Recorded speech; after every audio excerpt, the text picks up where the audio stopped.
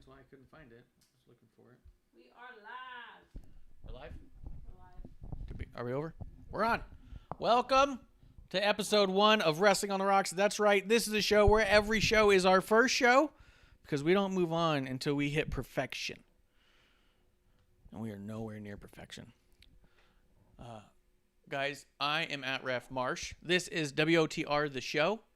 Can you unmute them, perhaps? And we have 2 special guests today. It's only episode 1. No worries. Nobody stress. Everybody just calm down. It's episode 1. Everybody relax. Hey, producer, did you want to introduce yourself? You're not muted. I am muted. Not now. With me today, as never, JustinTime211, back for episode 1, new debut. Every debut is a first debut. Justin, go ahead and say hey. What up? It's good to be back on episode 1 again. It's nice, right? It feels comfortable. It's fun. It's like that part of the couch that's discolored. You know what I mean? Comfy. That doesn't sound good. What? And back for episode 1 for the first time since the last time, we got Bishop. Bishop's going to give it to you. Bishop, say what's up to the people. You're here for a redemption story. Am I correct? Yes, I am back yet again. Another episode 1. This one guaranteed to be a sober episode 1. So let's talk some wrestling. Keep it respectful and not get me in trouble this time. So glad to be back. Thank you for having me on, sir. Put that heat on me. Yeah, that was all you. Like it was we had me. nothing Oh, I to do know. with that. Oh, I no. What got me to that level was the collective energy of having fun on this show. I know my part in taking it too far. I'm not doing that this time. I hope not. Tito's had a slight hand in there. So also, shout out to but Mrs. TW Takes for allowing me to come on episode 1. Yeah, that's why I had to ask the right way. I felt like I should have tweeted at her first saying, can Bishop come out and play? Because if I'm being honest, I didn't know if she'd let you back, man. And she would have been correct. Oh, absolutely. Yeah. When you reached out and was like, hey, we can go live in like 20 minutes if you want. Yeah. Whatever it's going to take. Do it behind her back. Whatever you got to do, man. She never asked to know. It's cool, man. It's cool. Everything's good. Let's have some fun. No, awesome. Yeah, It is good. So I'm glad. Oh my God. Everything's good. It's just episode 1. That's normal. Did she just fall out of the chair or something? No, she didn't get any ice. I got no cup or anything. And she's like, "Oh, everything's ready." But producer here, the show's ready to go. TWTakesPodcast.com. TWTakesPodcast.com/TWTs. And as of today, shout out to Mr. Chaos from the Chaos Theory Podcast. TWTakesPodcast.com/Into the Chaos. His mixtape has dropped on my website. Give him a look. Check it out. Support our side of the IWC. Again, Mr. Chaos' mixtape dropped today. TWTakesPodcast.com/Into the Chaos. Hell yeah. Before we get into some of the housekeeping, I want to know what everyone's drinking here. Let's start with Bishop. I have to know what's in your glass. It's legal It is obligation. cranberry and seltzer, and that's it. I am on my old guy drink today, the sober up so I can drive home drink of choice, the cranberry and seltzer. If you start there, you can Is that a end Roy it Rogers? and be just fine. Huh? Is that a Roy Rogers? I don't know. I thought Roy Rogers was a Shirley Temple for adults. No, for boys. Still children. Graham coming through, isn't it? Says our side of the IWC. Yo, yo, yo. Yes, sir. Cheers What's up, Graham? to Graham. I am pouring myself right now a Woodford Reserve Kentucky Straight Rye Whiskey because I'm not a child. I'm just kidding. You don't want to ask your other guest what's in his glass? I was going to get there, but I wanted to cheers to Graham. Justin, what's in your glass? Got the usual. Like I said, I would have been drinking some crazy stuff, but I got to get up early, and can't go with the getting drunk or anything. We'll have to do a Saturday show one time. Oh, it'll be good. Ooh. We'll call it like a slumber party or something. Do a late Saturday night. Guys, cheers to MG Graham coming through. He says, Aurora Rogers, a non-alcoholic mixed drink made with cola and grenadine syrup, garnished with a maraschino cherry. Ooh. I thought it was like a Sprite, more or less, but I guess that makes sense. I knew it had cherry. And then, Graham, as long as you are the resident mixologist, could you let us know what is exactly in a Shirley Temple? Cheers to Graham for coming through. Cheers. You just got back. You weren't even here. What are you drinking? What do you got? Well, because I was pouring myself a glass of some Capo Cagna, which is Carmela's wine, and it's delicious. So if you go to capocagna.com, you order yourself some wine. It's delicious. CAPOCAGNA. It is Italian for boss bitch. How cool is that? That's dope. Yeah. That's awesome. Yeah. But it's a really good wine. You order it by the 3-packs, I think 6-packs, 12-packs. You got mix and match. It's a really good deal. They usually have sales going on. I would say join their newsletter, if not anything else, and give them a little tweet out. They do usually respond. It's pretty cool. Yeah, support small business. Small business. Ooh. And Carmela is kind of running that. I mean, I don't mean kind of. I mean literally running that. And we're just putting it over so much because every time we've had any issues or any questions or any qualms, we've reached out to the company, and she's been the one to reach back out. And it's just amazing to see somebody like putting that much effort into it. So, support where you can. Dope. Speaking of support, for the first time ever since episode 1, it's refreshing to see an episode 1 kick off with a sponsorship, and we are sponsoring today. We have our first sponsorship just in time for episode 1. It is newwave.co. It is a New Wave coffee. So shout out to all of our non-alcoholic drinking friends like Clump and everyone who's on the show but me right now, apparently. But it is a really good coffee. It has L-theanine and raw cacao. I can't pronounce chemicals, but it's the idea of this coffee is it's meant to promote productivity and creativity because it helps you with energy, focus, and mood with those chemicals inside of there. What is really neat right now is if you use the promo code CHEERS, which is a Wrestling on the Rocks exclusive promo code, you can get an additional 10% off their already current sale going on. So right now they have a sale of almost 30% off, and now you can get an additional 10. So you're really scraping close to that half off deal. And they also offer a subscription service, so you can have it just charge you and send you a new bag however often you want. They have multiple options. I think they have weekly, bi-weekly, monthly, and every other month, and I think like twice a year or something. And but you tried this coffee. What'd you think?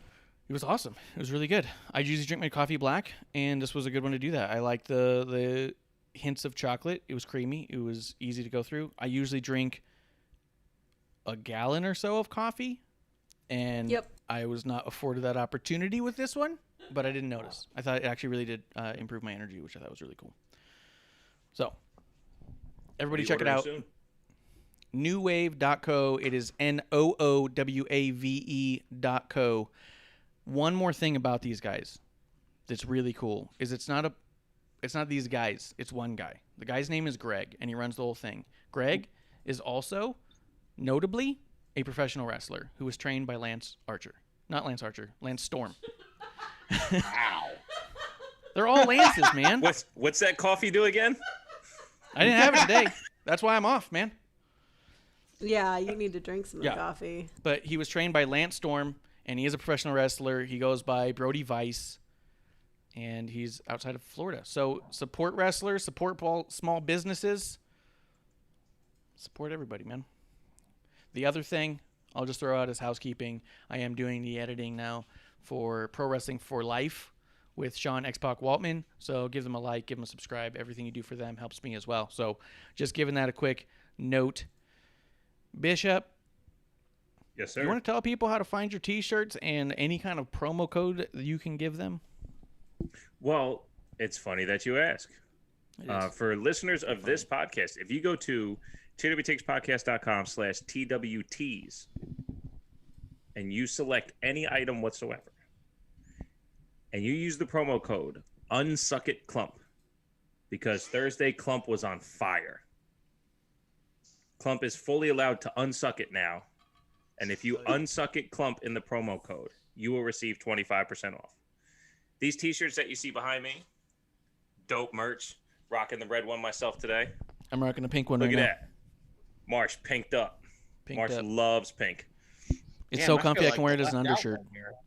But TWTakeSpockcast.com/TWTs. Use 20 promo code UnsuckItClump for 25% off. And then just check out TWTakeSpockcast.com for all links to everything, audio platforms, visual platforms, all that shit. TWTakeSpockcast.com/international for some dope international merch. It ships. By the way, I'm shipping worldwide now. I'll just put an international shipping button on my website. Yes, Titus style. I was gonna label it Titus shipping because it's worldwide, but everybody shits on WWE, so I didn't want to go too WWE heavy with it. But anyway, just go to the worldwide shipping option and add your location. Europe and Asia, or Europe and Asia is one, and Australia is another for additional shipping fees. Other than that, just fucking check me out everywhere. TB Takes Podcast. I streamline it as best as possible. Hell yeah. Justin, you got anything you want to promote real quick before we get back to the chat? No, not really. I feel like left out because everyone's rocking terrible wrestling merch, and I'm not. Well, I got the hat, but Yeah, exclusive. Exclusive hat. the rare merch. Rare merch, you know. Yeah. So in the chat real quick. Oh, yeah. I mean, we'll just tell people to buy Mountain Dew. You know, Watermelon Mountain Dew. Support John Cena. Support Justin Time. Yeah, support John Cena. He needs it. Yeah. Graham does say a Shirley Temple is a non-alcoholic mixed drink traditionally made with ginger ale and a splash of grenadine garnished with maraschino cherry. So the difference being cola versus ginger ale. So, all right. We know what Graham's side job is when he's not a teacher. Yeah, it's being an asshole on his podcast. He's British. Yikes. He's British. Of course he drinks. He Don't you ripped mean me pretty good. British? British. Prove me wrong. Oh, come on. What? Hey. What? Wow. Did you see the promo? Did you see the promo? I did, and it was very upsetting for one of us in the house. Very exciting for another. Yeah, for those of you just tuning in for the first time, Marsh likes to do a horrible Pete Dunne impression because I'm such a fan of Pete Dunne. He thinks that Pete Dunne sounds like Ringo Starr, which is totally not correct. Well, if you don't like it, then how about you prove me wrong? I did last week. I did that. You got Kuro in the chat. Cheers to Kuro. Yeah. Cheers.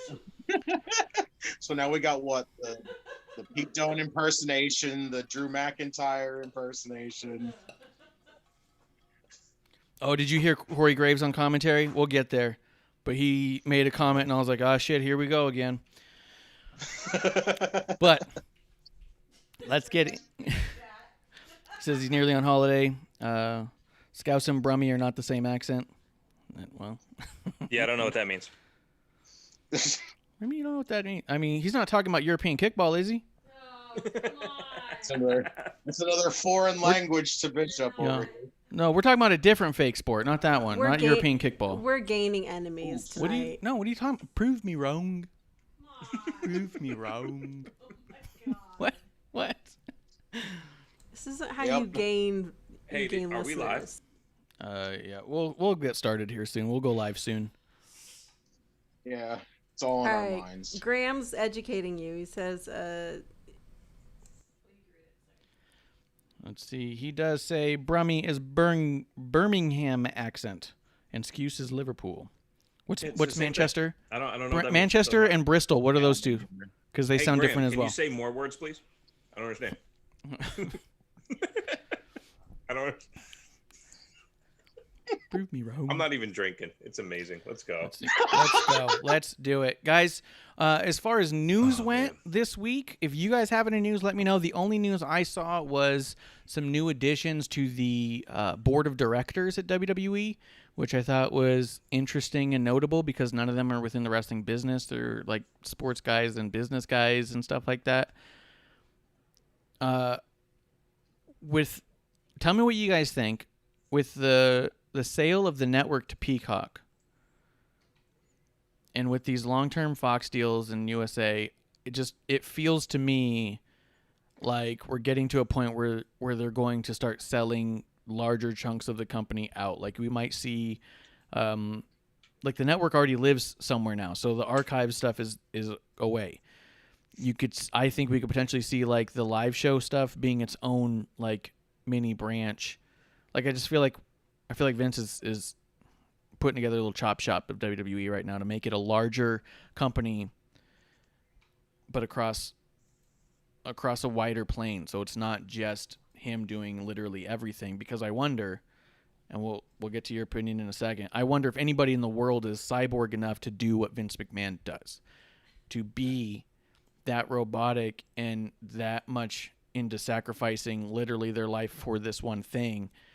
And I wonder if he doesn't even want someone else to do that, and he's taking kind of the Jim Henson approach of business, of creating this large production company, selling the production company off, but selling the Muppets to Disney, and then also selling Sesame Street to a child-focused production Viacom, suite. Right? I don't think at the time it definitely wasn't Viacom. It was okay. it was the company that owned PBS, but it wasn't PBS, and it was like Gotcha.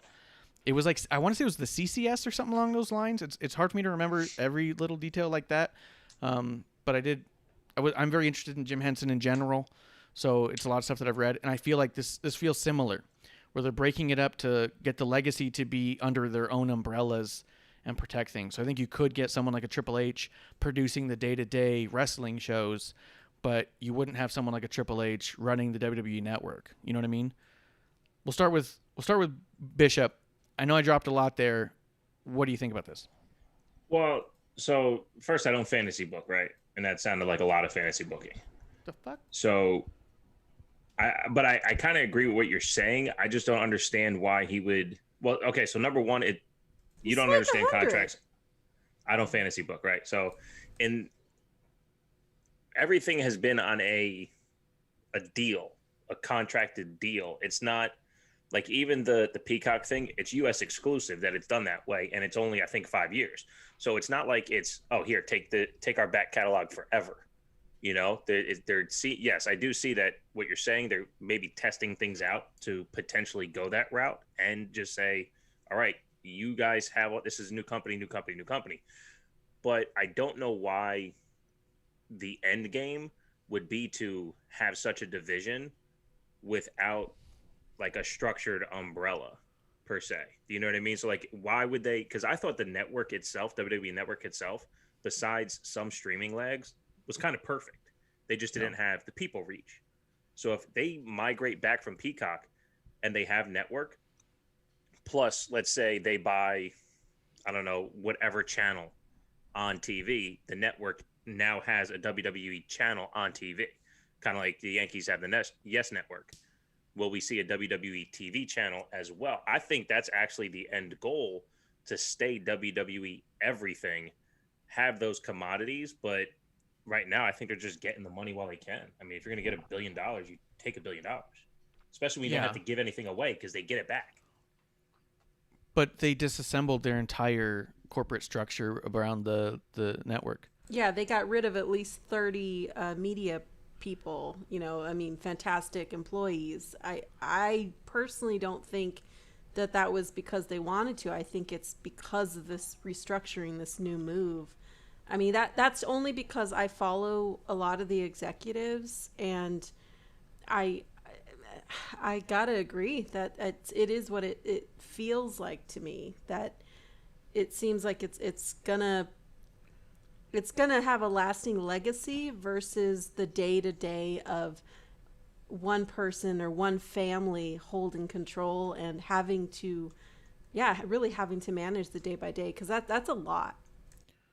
Yeah, I think it's a growth move and a legacy move. I don't think that it's strictly like a family move or anything like that. I don't think Vince is just trying to see how much money he can make right now. I think he's trying to put enough money in there and blow this thing out. You know what I mean? Like Big Bang the WWE. So it's already the Kleenex of wrestling.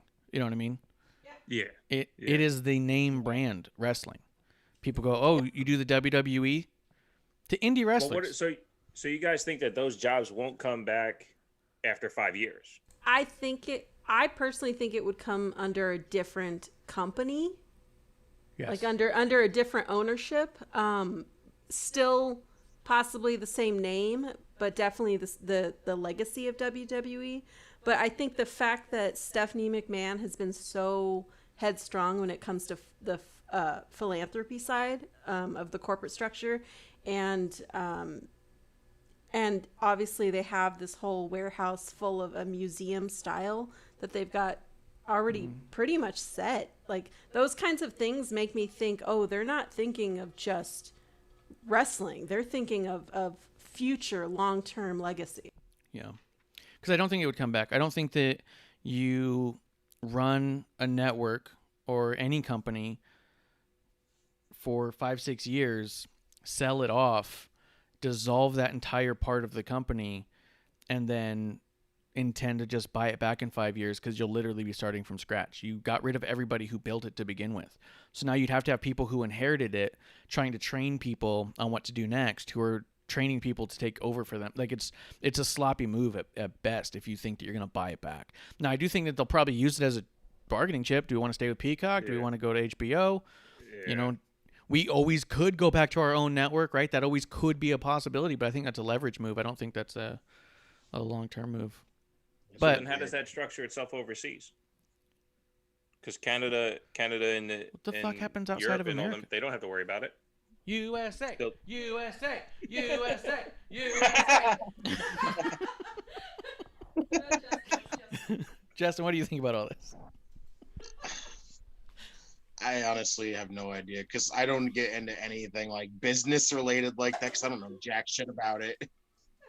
But I can understand the whole. I could see that their big goal is going to be to probably get their own channel, and eventually, like, I don't think the Peacock and all these other like the deal and all these other deals that they're going to have in the future are going to like be a permanent thing. I think it's eventually just going to lead to them getting their own channel, and then we'll be seeing like Raw and Smackdown and NXT and NXT UK and all that stuff on like a TV channel instead of. I could see it. Yeah, I mean, there is a channel on Peacock. If you go to WWE, or even if you just look at their live channels, there is one that just says like WWE on it. And you know what they did to the network? As a side note, there was a section called the People's Picks, and it was everything that The Rock had done that's on the Peacock network. So it had like 5 episodes of Saturday Night Live. It had movies that he was doing. It had Young Rock was in there. But if you go to the WWE tab, there is a section of literally everything The Rock is a part of on the network itself. Yeah, you guys, Marsh was super excited about this. He freaked out when he saw this. I thought it was so smart. And the other thing that they started doing, because it's coming together, it's moving fast, man. One of the things they did on there was they already have tabs of wrestlers.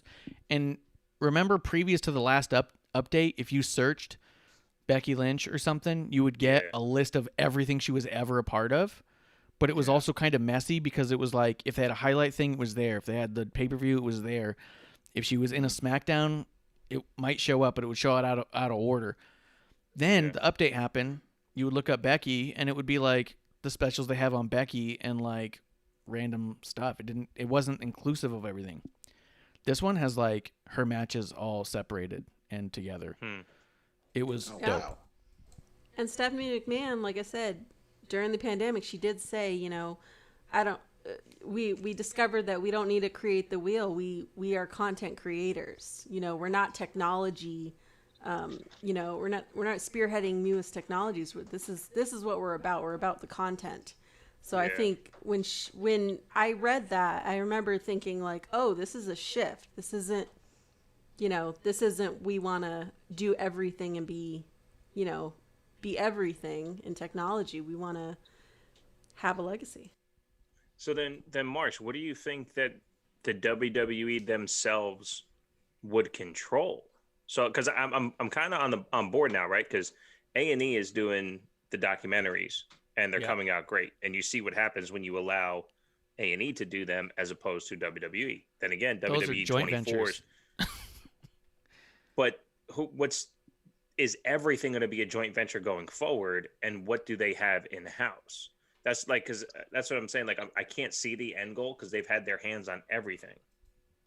If I were to venture a guess, based off being a dumb drunk who doesn't know stuff on a podcast, so basically with a history of being Dude, Meltzer, you're a journalist. I'm basically Meltzer. You're a journalist without writing anything. Yeah, I'm a wrestling journalist vis-a-vis the Meltzer. I would say that what it would be is they would have almost not like a board within the board, but they would keep majority share on the board within the family, within the few. Like Stephanie, Shane, Triple H would likely hold the majority of the stock and take majority of the board decisions. But it would be a board of directors running WWE as the larger entity. And I think what the WWE would be doing the day-to-day is the live product, the weeklies. Like, what we see on TV now is probably what they'll be doing. And all that other stuff will be, like you said, siphoned over to the A&Es, to the Peacocks. They already have a big team that seems to be working on them, working together on that stuff. But I think that seems to be the direction they're going. As a stockholder, I'm not thrilled. I don't think that stock's going to go up if they start chop shopping that. Yeah. No. A little bit of the chat. Kuro says everyone reports to Kevin Dunn now. Is that what they told you? And he says, if we were speaking business, now Nick Khan was officially made a board member.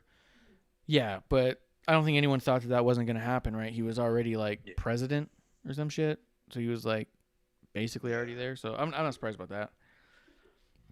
He does say the CEO of the Atlanta Hawks and former Turner Entertainment president is also a board member. I thought somebody from ESPN corporate also joined, or I'm not sure who they all are, but I don't know. I just want to know what you guys thought of it, if it made any sense to you, or just thought why not talk about it for a minute. Justin, you want to throw in anything there?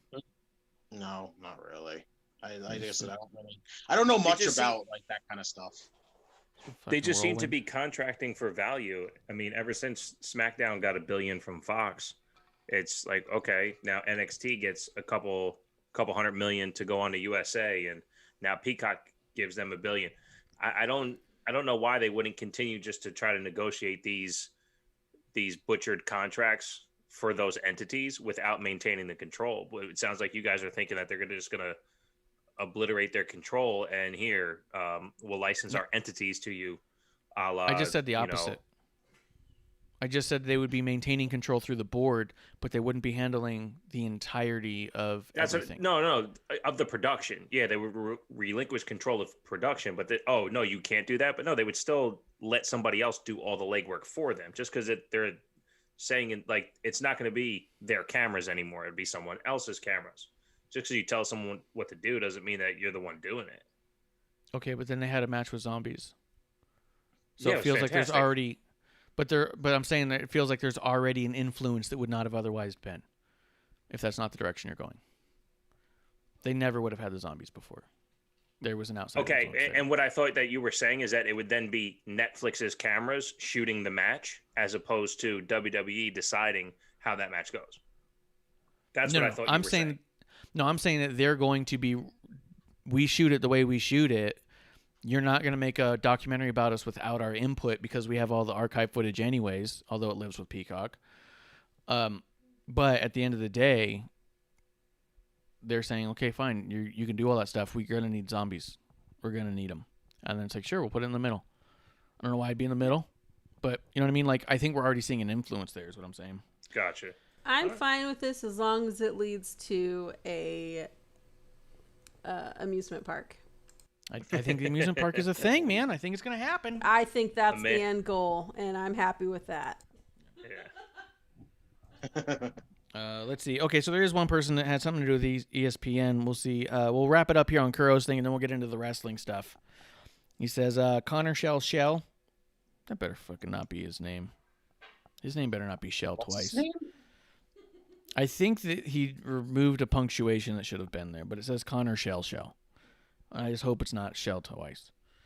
But he says, is the founder and chief executive officer of a new unscripted content venture announced with Chernin Entertainment. An award-winning producer of film and television, Schell previously served as Executive Vice President, Content at ESPN. In that role, he was responsible for the development and production globally of all the live event, studio, and original content across ESPN's platform, productions, and services. Why would you bring that dude on if it wasn't to contribute? Yeah. You know what I mean? Yeah. So, I don't know. I just think that's where it's going, and I just think that that's interesting. I think it's cool. WWE is that big. That these are the moves and the decisions that they have to make now. So everyone can stop pretending that they have competition. They're in a different atmosphere. It's not even close. They're literally a different type of company. Yeah. Which is why, if we'll talk about news, we'll bring it up here because it's relevant for now. Why I think Vince is consistently giving the blessings to Big Show, to Christian Cage, to Mark Henry. I think Vince McMahon wants AEW to succeed.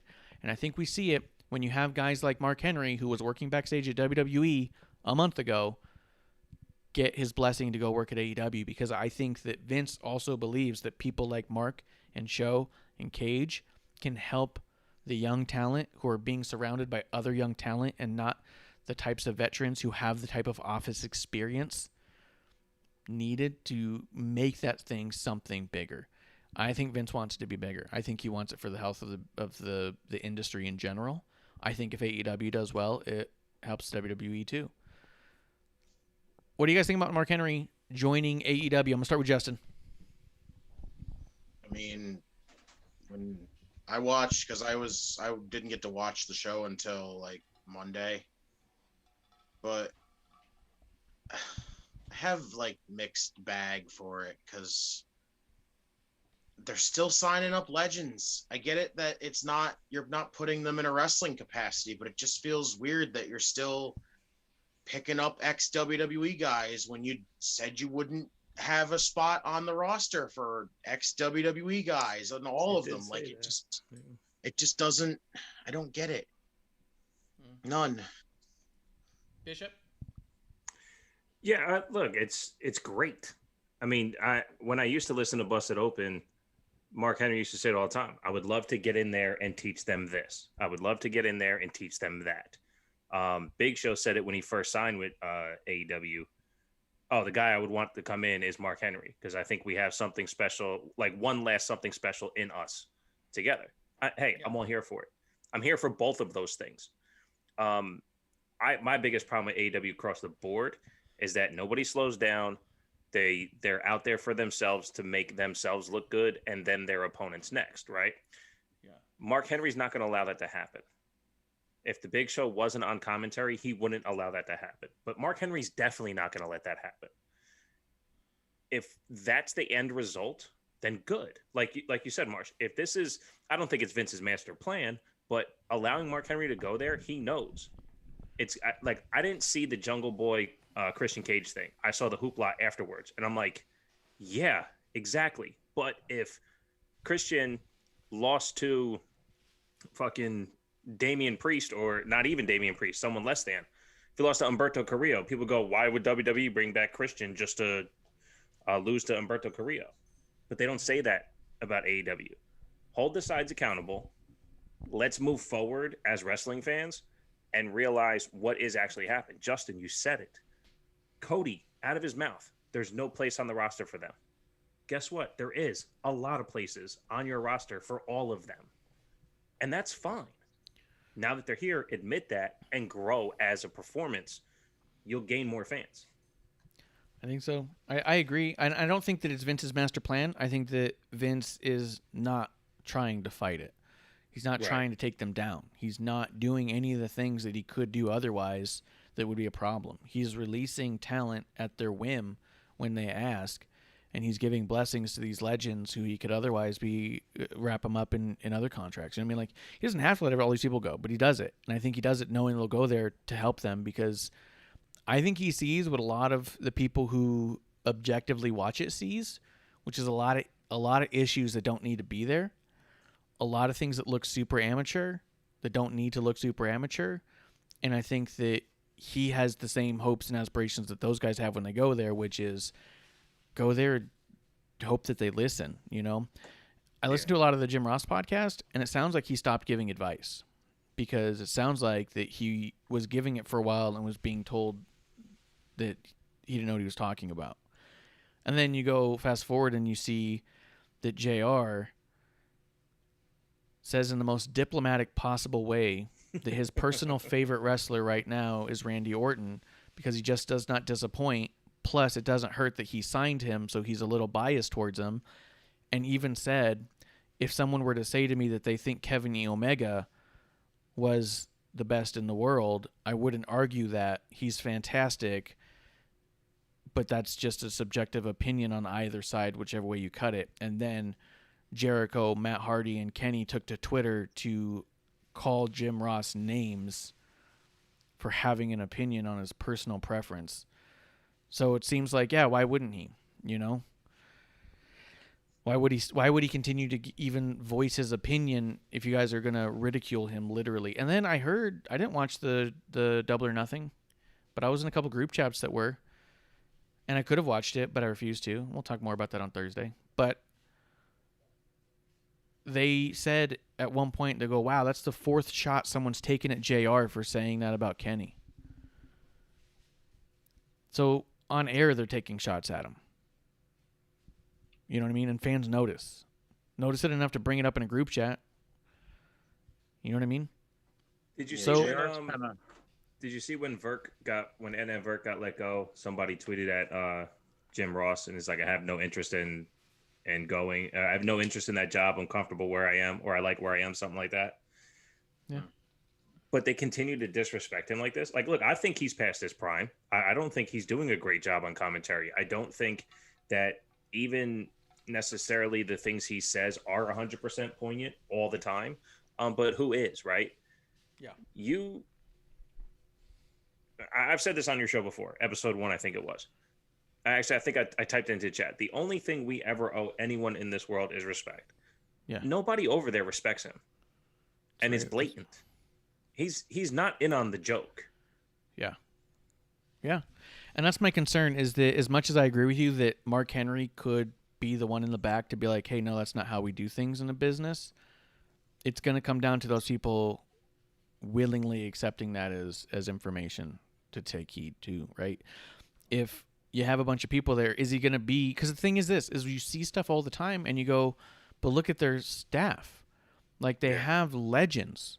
Yeah. Legends who were literally the best in the business during their time, who were such great minds, they never left the business because people always wanted them around to pick their brains, who are being ignored. I don't think it's coincidence that we haven't seen Earl Hebner in quite some time, and I don't think it's COVID either, based off of a few things I've heard here and there. I also don't think it's coincidence that Mike Chioda recently came out and said that he is signed with a new wrestling company and he will be joining them shortly, and it happens to be in Puerto Rico.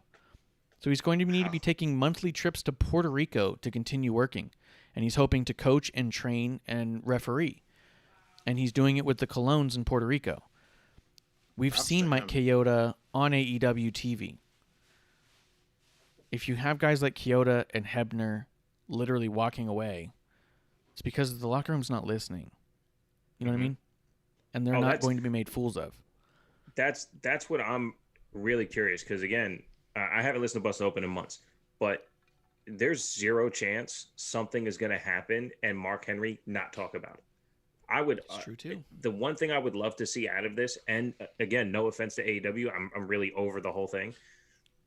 If it doesn't work, Mark Henry's going to be the one to tell you. Yeah. If it is working, he will be the one to tell you. So I have I don't care about their success one way or another. Yes, I hope they're fucking amazing. If they don't work, whatever, I'll watch the same amount. Doesn't bother me. But if Mark Henry doesn't work out there, then something is really wrong, and we will hear about it. And I would love to hear what that is. And basically just say, I know I was right. I'm saying it for 2 years. You know what I mean? Justin, I feel like I haven't heard from you in a bit. What do you think about all that? I was kind of laying out a lot. Yeah, it feels like they're kind of attacking JR, kind of like almost like they do Jim Cornette, and that's really fucked up. And literally, Kenny says Kenny did. In the same breath he was making a joke about Cornette, he also made one about JR. He equates them as the same. Fucked up. Go ahead, sorry. Yeah, it's fucked up. And JR does not. I agree with Bishop. He's definitely past his prime. It's just, you don't gotta fucking go at him like that. Come on. He could be different than he used to be and still not be worthless. Yeah. That's how they're treating him. Yeah. The him saying that Randy's the best right now that he sees. It's just his fucking opinion. Why you got to attack him for it? Because, oh no, he didn't say Kenny was the best. It's fucking stupid. He more or less said my favorite. He didn't even say like, right. and it's not like he tweeted out, it's not even up for debate. Don't at me. He didn't pull any of that bullshit. Like that suddenly makes your fucking personal opinion a fact. Goddamn idiots online. Yo, man. I saw someone. I don't know who it was. I know, Bishop, you like to credit people who say stuff, but I don't like to credit idiots on my show except for Clump. But if I didn't credit idiots on my show, Justin wouldn't be here right now. That's a good point. Lucky for all of us. But someone put a thing out, said the AEW women's division is the single greatest women's division in the world, and it's not even a debate anymore. And then said it's light years ahead of anything the WWE has. And I was all like, what? Why don't you just tweet that Britt Baker's your favorite wrestler? Like, how can you objectively look at the women's division there and say it's anything but Britt Baker's platform? Which is also fine for now. They need to build a star there. And they've done that with Britt. I think all that's fine. But, like, to say that their women's division is the single greatest and it's light years ahead of WWE and the only person they've built is Britt Baker, you're coming off of a year-long absolutely forgettable title reign by Shida with no decent matches to speak of, and now you have Britt with the championship and everyone says about time, and her best match she's ever had was against Thunder Rosa, who doesn't work there, and she lost. Like, just say that Britt and Thunder are your two favorite women's wrestlers and it makes more sense to me. But we can move on. Sorry, you guys, you can throw in what you want there. Bishop, what do you want?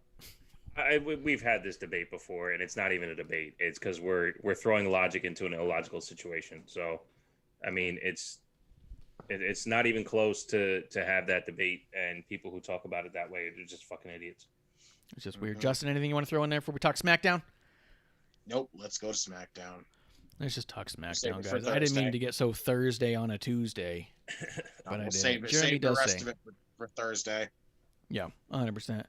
But I did want to know what you guys thought about Mark Henry going over there, and I think the overall feeling is a lot of hope and excitement behind it, and a little bit of confusion of what is he going to really do. So yeah, I think it's good for Mark. I know Mark got a lot to add, and Mark also, I've met him once, and he's like a real life superhero, and he's got such a good heart that you just like feel that when you're near him. You're just like, this is a good person. Like, you feel it as soon as you're in his presence. So I hope nothing but the best for the guy.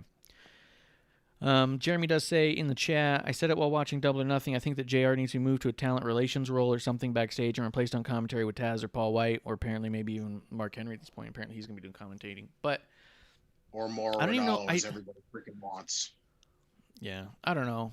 Maybe. I think JR's issue is that he's not happy with what he's seeing, and he's got such a legacy that calling things like actual aliens and real demons and an actual dinosaur is frustrating for him, because he didn't like that kind of bullshit when it was teetering. When he had to announce for a hockey player, he thought that was absolutely stupid.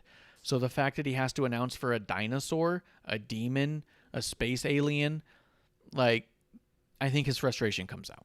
That's what I think. But WWE had an advertisement with Zombie once, so they're clearly the worst. Guys, let's talk SmackDown. Are you ready for a good time? That's how it goes, man. That's how it goes. Yo, it opened up with the Street Profits coming out. I mean, it did open up with Street Profits, right? Why do I feel like something happened right before that? It did. Yeah. The promo, right? Yeah, they came out and cut a promo. I think it's exactly how, yeah. So they came out, cut a promo, And then the Usos come out and cut a promo on them. And god damn, I love the Usos so much. This promo by the Usos was so fucking good that it made the Street Profits seem not only tolerable, but something I was interested in. I was completely invested in this match. Oh, I was waiting for it. I know you hate the Street Profits, dude, but the undeniable chemistry from the second they spoke to each other till the end of the match.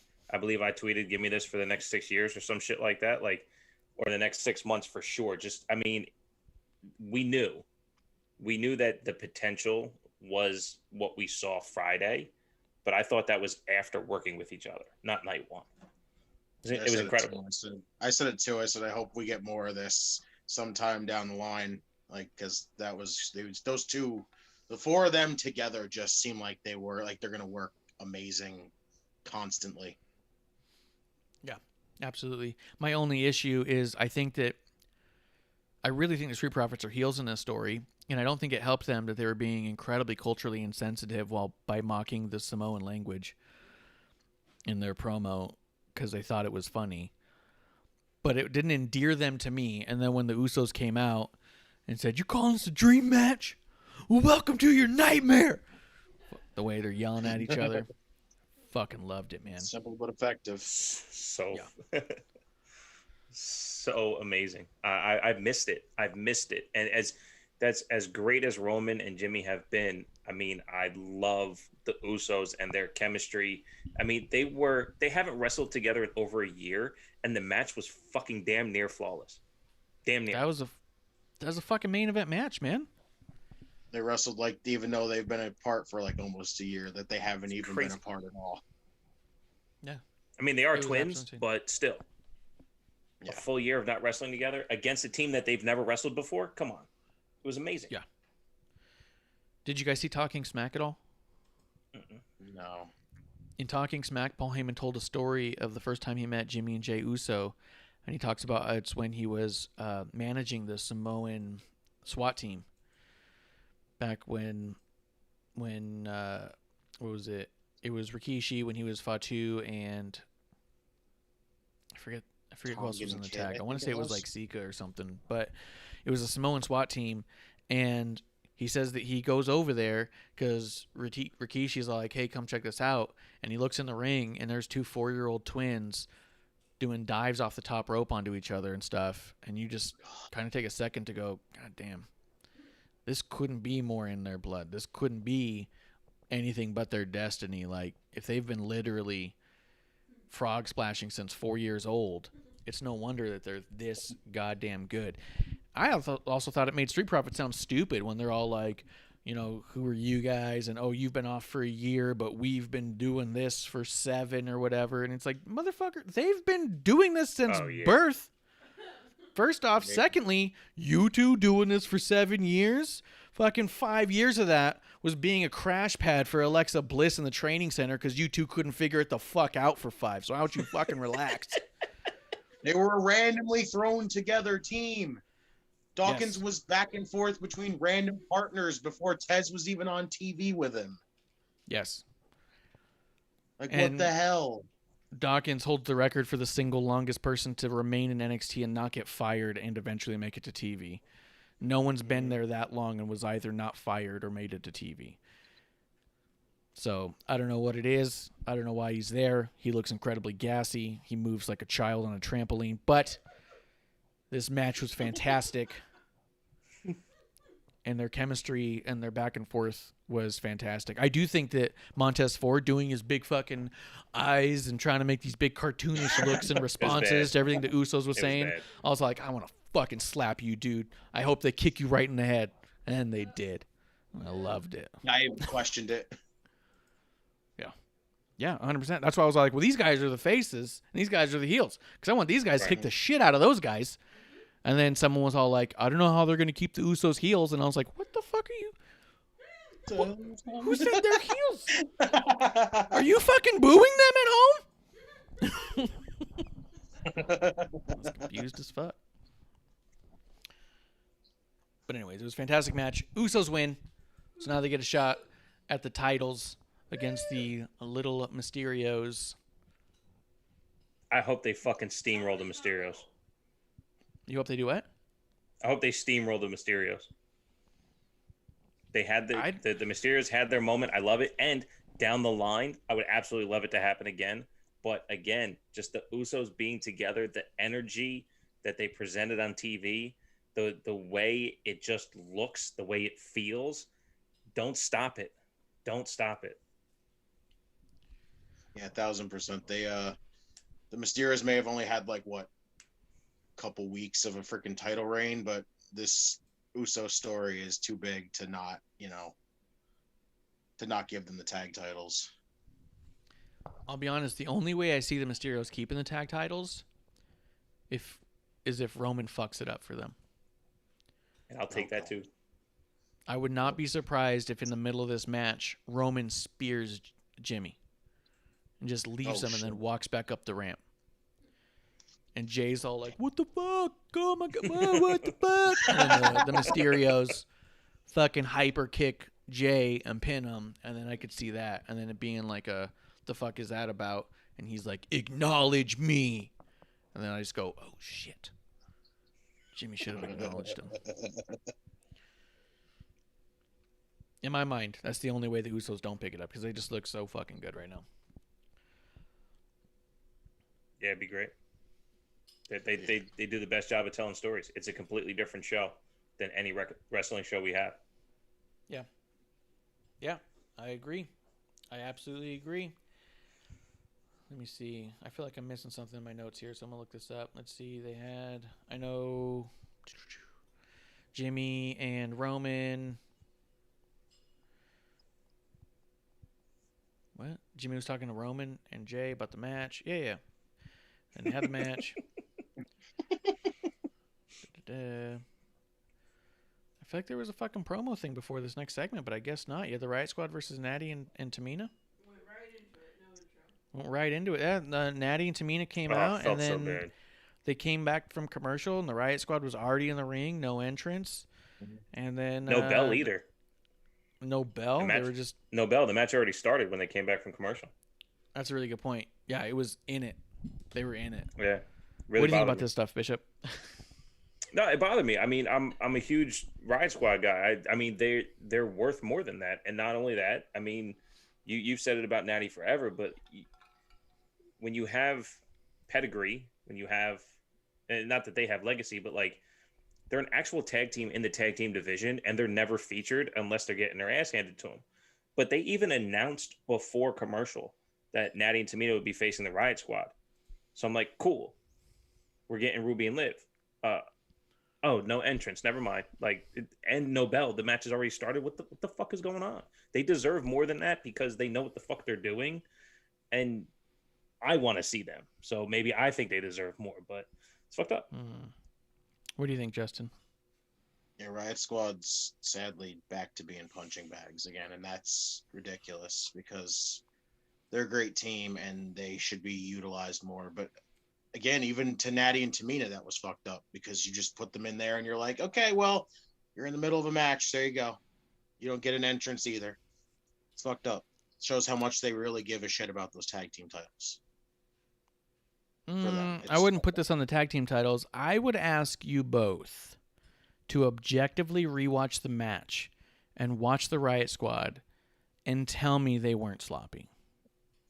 Show me where they were doing a good job. I saw that. They were. That's, for sure. They were. But I said that I say it about everyone who's never on TV. If you're not on TV, you're not going to wrestle like that.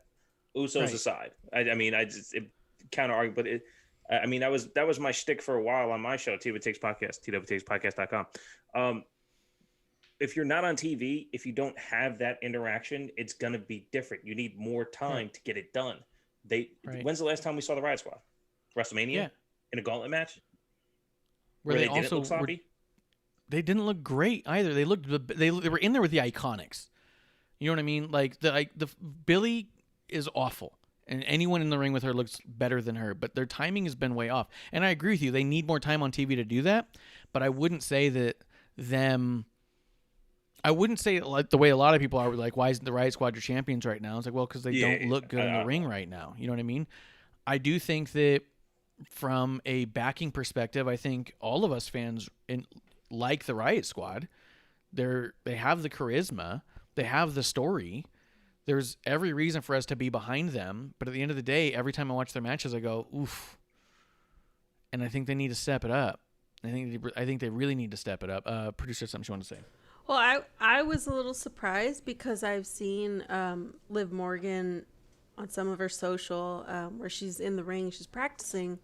So that's why I'm always surprised when I'm not super blown away. But this match really took me out, and that's bad because I'm kind of one of those, like, I believe everything. Like, yeah. I just feel like such a new viewer that I can enjoy usually a lot of matches for what they are. And this one, I remember immediately going, oof, what is that? What was that? Like kind of looking to Marsh, like, is this just me? Am I being super critical of this? So I was a little surprised because I don't normally come at matches like that. Yeah, I do agree they need a lot more TV time, but I don't agree with people's assessment that they're the best tag team right now. I really do think that Tamina and Natalya are that. And I think it's not just because they're on TV right now. I think it's also because they do a shitload of training, and they're training everybody else. Yeah. Justin, what are you thinking? I mean, yeah, I definitely agree with that. They do a lot for the women. They train them. They train themselves. It just sucks for the Riot Squad because you need to see more of them on TV. Yeah, I agree with that. Bishop, anything else you want to throw in there? No, we're good. But I do want more Riot Squad. I think it'd be good. And I did think it was weird with that, like, a half match. I was like, oof. I mean, at least they have a good entrance. Let's see. Right now is when Bianca Belair came out. On my own, against the wall. I'm on my own against the wall, against the wall. That's exactly what Marsh is singing when he's watching this, by the way. Yep. Let's see. Graham says he's going to tap out. Pleasure as always. Hopefully once I hit the holidays in a couple of weeks, can hang out longer. Absolutely, Graham. Cheers. Thank you for coming through. Thanks for. We'll see you down the road. Cheers. Thanks for stopping by. Cheers. Now, right before Carmella comes out, they cut to the back, and Carmella has a promo with Kayla, and I thought it was awesome. I also liked the little detail of Carmella was, like, holding out lip gloss, but she didn't put it on, but she opened it up, and then she says something to Kayla and screws it back together. I'm not an expert in makeup. I don't think she was wearing lip gloss at all to begin with, so I don't think she was touching up anything. But then before she leaves, she hands it to Kayla. Like, just gives the lip gloss to Kayla and walks away. Well, yeah, that's because she's done with her wine. She doesn't have wine to give. She doesn't have a wine glass to give Kayla. So. Yeah, she just pawns it off on her, and then she goes out and does her thing. Oh, yeah, because, like, hours before, her makeup's getting done by a professional. That's what I think was funny. I was like, it's not like she's touching up something. She's just being a bitch. It's really funny to me. I also thought maybe there's a possibility it might actually have been Kayla's lip gloss, which I think from a backstage perspective could have been really funny if she goes, hey, do you have lip gloss on you? He goes, yeah, let me see it. And then does the whole thing and then hands it to her. And shout out to Kayla, who's been great on Talking Smack. Yeah. This last Talking Smack was really, really good. And then Carmella does her entrance. Right before the match starts, Bayley comes out and saves the day, sits on commentary, and does a bang-up job. Top commentator in the business. Guys, what do you think of all this? Go ahead, Justin. I mean, I love Bayley. My God, she's great. I love her with Michael Cole right there was just great to have them on commentary together. It was well worth that. Especially her correcting Michael when he fucked up when Bianca won the match and he called her Belanca, and I laughed at myself. I was like, yeah, she called her Belanca, and Bayley immediately corrected her, like screaming at him, and I loved so much. It was hysterical. I was dying. It was so good. It was hysterical. I was dying when he said it, and then dying when she said it. Yeah. It was so good. And she all climbs over the barricade out from the Thunderdome. And Pat McAfee's like, Bayley, were you in the Thunderdome? And Michael Cole goes, no, she was in the street. Of course she was in the Thunderdome. I was like, what the fuck? just it's now just peek around corners because where's Bayley? Yeah. And I really like when Bailey was giving Michael Cole shit, and she's all like, "I'm really tired of you. You're obsessed with Sasha Banks. Now you're obsessed with Bianca." She's like, "It's really exhausting," or whatever. And the look you can see on Michael Cole's face, where he's like looking down and then kind of just like slowly looks up and then kind of looks away, so funny. Bishop, what'd you think of all this? Yeah, I thought it was great, and it honestly, I think it's the first time we got to see that Michael Cole and Pat McAfee are like on the same wavelength when it comes to shooting the shit. They flowed in and out of that in the Thunderdome thing pretty well. I didn't see enough or any actually Bianca Belair and Blanca from Street Fighter memes. That's what I was looking for on Twitter right away. I was like, where? Because I'm not an IT guy. I don't know how to make that stuff. I wanted to see him though. Just hit me up, man. Just hit me up next time. Watch SmackDown. You think I don't have enough on my plate when it comes to editing? You got to give me ideas sometimes, man. Hey, I know when you're busy. Let's put it that way. Let's not break kayfabe. I know when you're busy. Oh my god. No, it's anyway. No, look, I have this problem with Carmella. Her run to Royal Rumble, I think, had me so fucking invested, and we've gotten nothing since. She had to revamp the character. She had to stop doing the sommelier stuff with Reginald. For some reason, they pulled Reginald away, which is fine. But what has Carmella done since? She's meshed her 3 phases of Mella, right? The money Mella, the smack talking, moonwalking, and the unstoppable. Like she's kind of blended them all together, which is great. Yeah. Next level, please. Like, because what she was doing with Sasha was fucking awesome. So you want a story? Next level. Yeah. I want more. Yeah. I want more. Because when we see her, like Marsh, like you said, her promo was awesome. Her presence, and we all remember this, 3 years ago, Carmella's presence was such mixed emotions across the board. And I kept trying to buy in. But today, she's no longer that mixed emotions. She is, I need to see what she's doing. Well, show me something so I can see what you're doing. You know, she kind of reminds me of like a Randy Orton, like one of those utility. They're not always around. They pop up in these random stories that just kind of push someone to the next level, but they're always believable when they're just randomly in a world title picture. Ziggler's not believably always in a world title picture. He just is an awesome person who puts over people. That's why I think kind of like Dakota Kai makes everyone looks amazing. But I think of Carmella almost on that Randy Orton sort of level of just like her character work is so smooth and solid right now. Anytime she's going up against for a title, there's every reason to believe that she could win it theoretically. I mean, based on story, there's a lot of reason to think she won't, right? But theoretically, could this competitor beat another competitor who's a title holder? Yes. So she's always believably in contention. But like you said, it always feels important when she does show up, though. You know what I mean? So I kind of see that for her right now, which I don't think is the worst place to be, but I agree with you. You never know how long you have with any given star, and you kind of want your favorites to be on top. Justin, what do you think? Yeah, I like the meshing of how she has 3 characters into one thing. Like, that's pretty fucking cool. I definitely do agree, though. We need to see more of her on TV. She was there, title scene for like months, and then all of a sudden just gone. And I kind of want to see more of Carmella, because I know I'm not the biggest Carmella fan, but you know what? I'll take more of her just to see what the hell she's gonna do at this point. Yeah, I like her obnoxious laugh and such. This match though with Bianca was fantastic. Yeah. Like I said, I watched both of these shows twice this week because I watch them live, and then during a day like today where I don't have to work in the morning and I'm just working on editing, I play both shows again. And that was a match that I stopped and rewatched because as it was happening, I noticed I kept getting distracted. So I finally just sat and watched it, and I was like, this is a good match. Like, it's fantastic to just be in the middle of this and for people to kind of not be talking about it. So, I don't know. Loved it. Seth Rollins came out, cut a promo. The weird thing was that he played an audio that was supposed to be like a joke about Cesaro, and it was like a life support kind of beep and then like a weird groan, and then he laughed, but he didn't put context to any of it.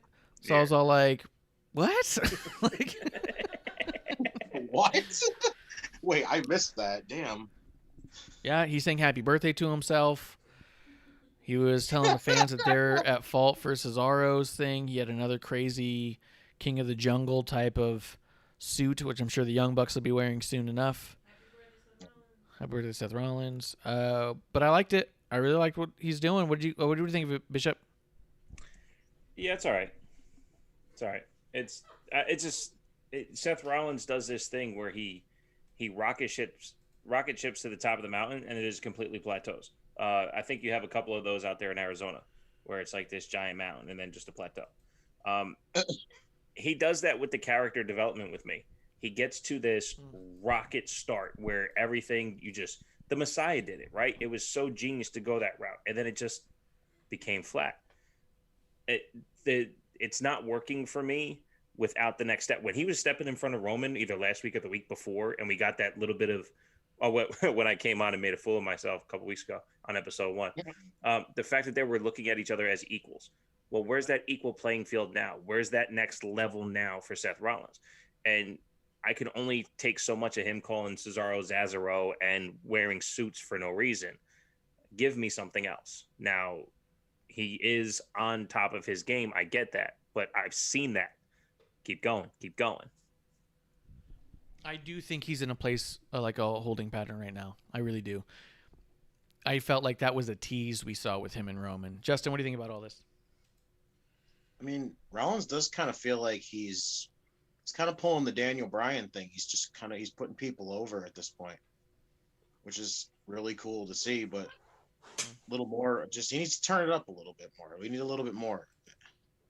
Instead of just I come out in a really nice suit, really goofy looking suit sometimes, it's cutting a very weird promo and laughing like a fucking chainsaw. That's a good point. He reminded me more or less of Bailey, just that hysterical laugh and acting ridiculous. So to me, I just thought, oh, he's really channeling Bailey. And then next thing you know, the social media, they're taking pictures backstage together. I thought that was cool. Yeah, no, she's a role model. Everyone looks up to her.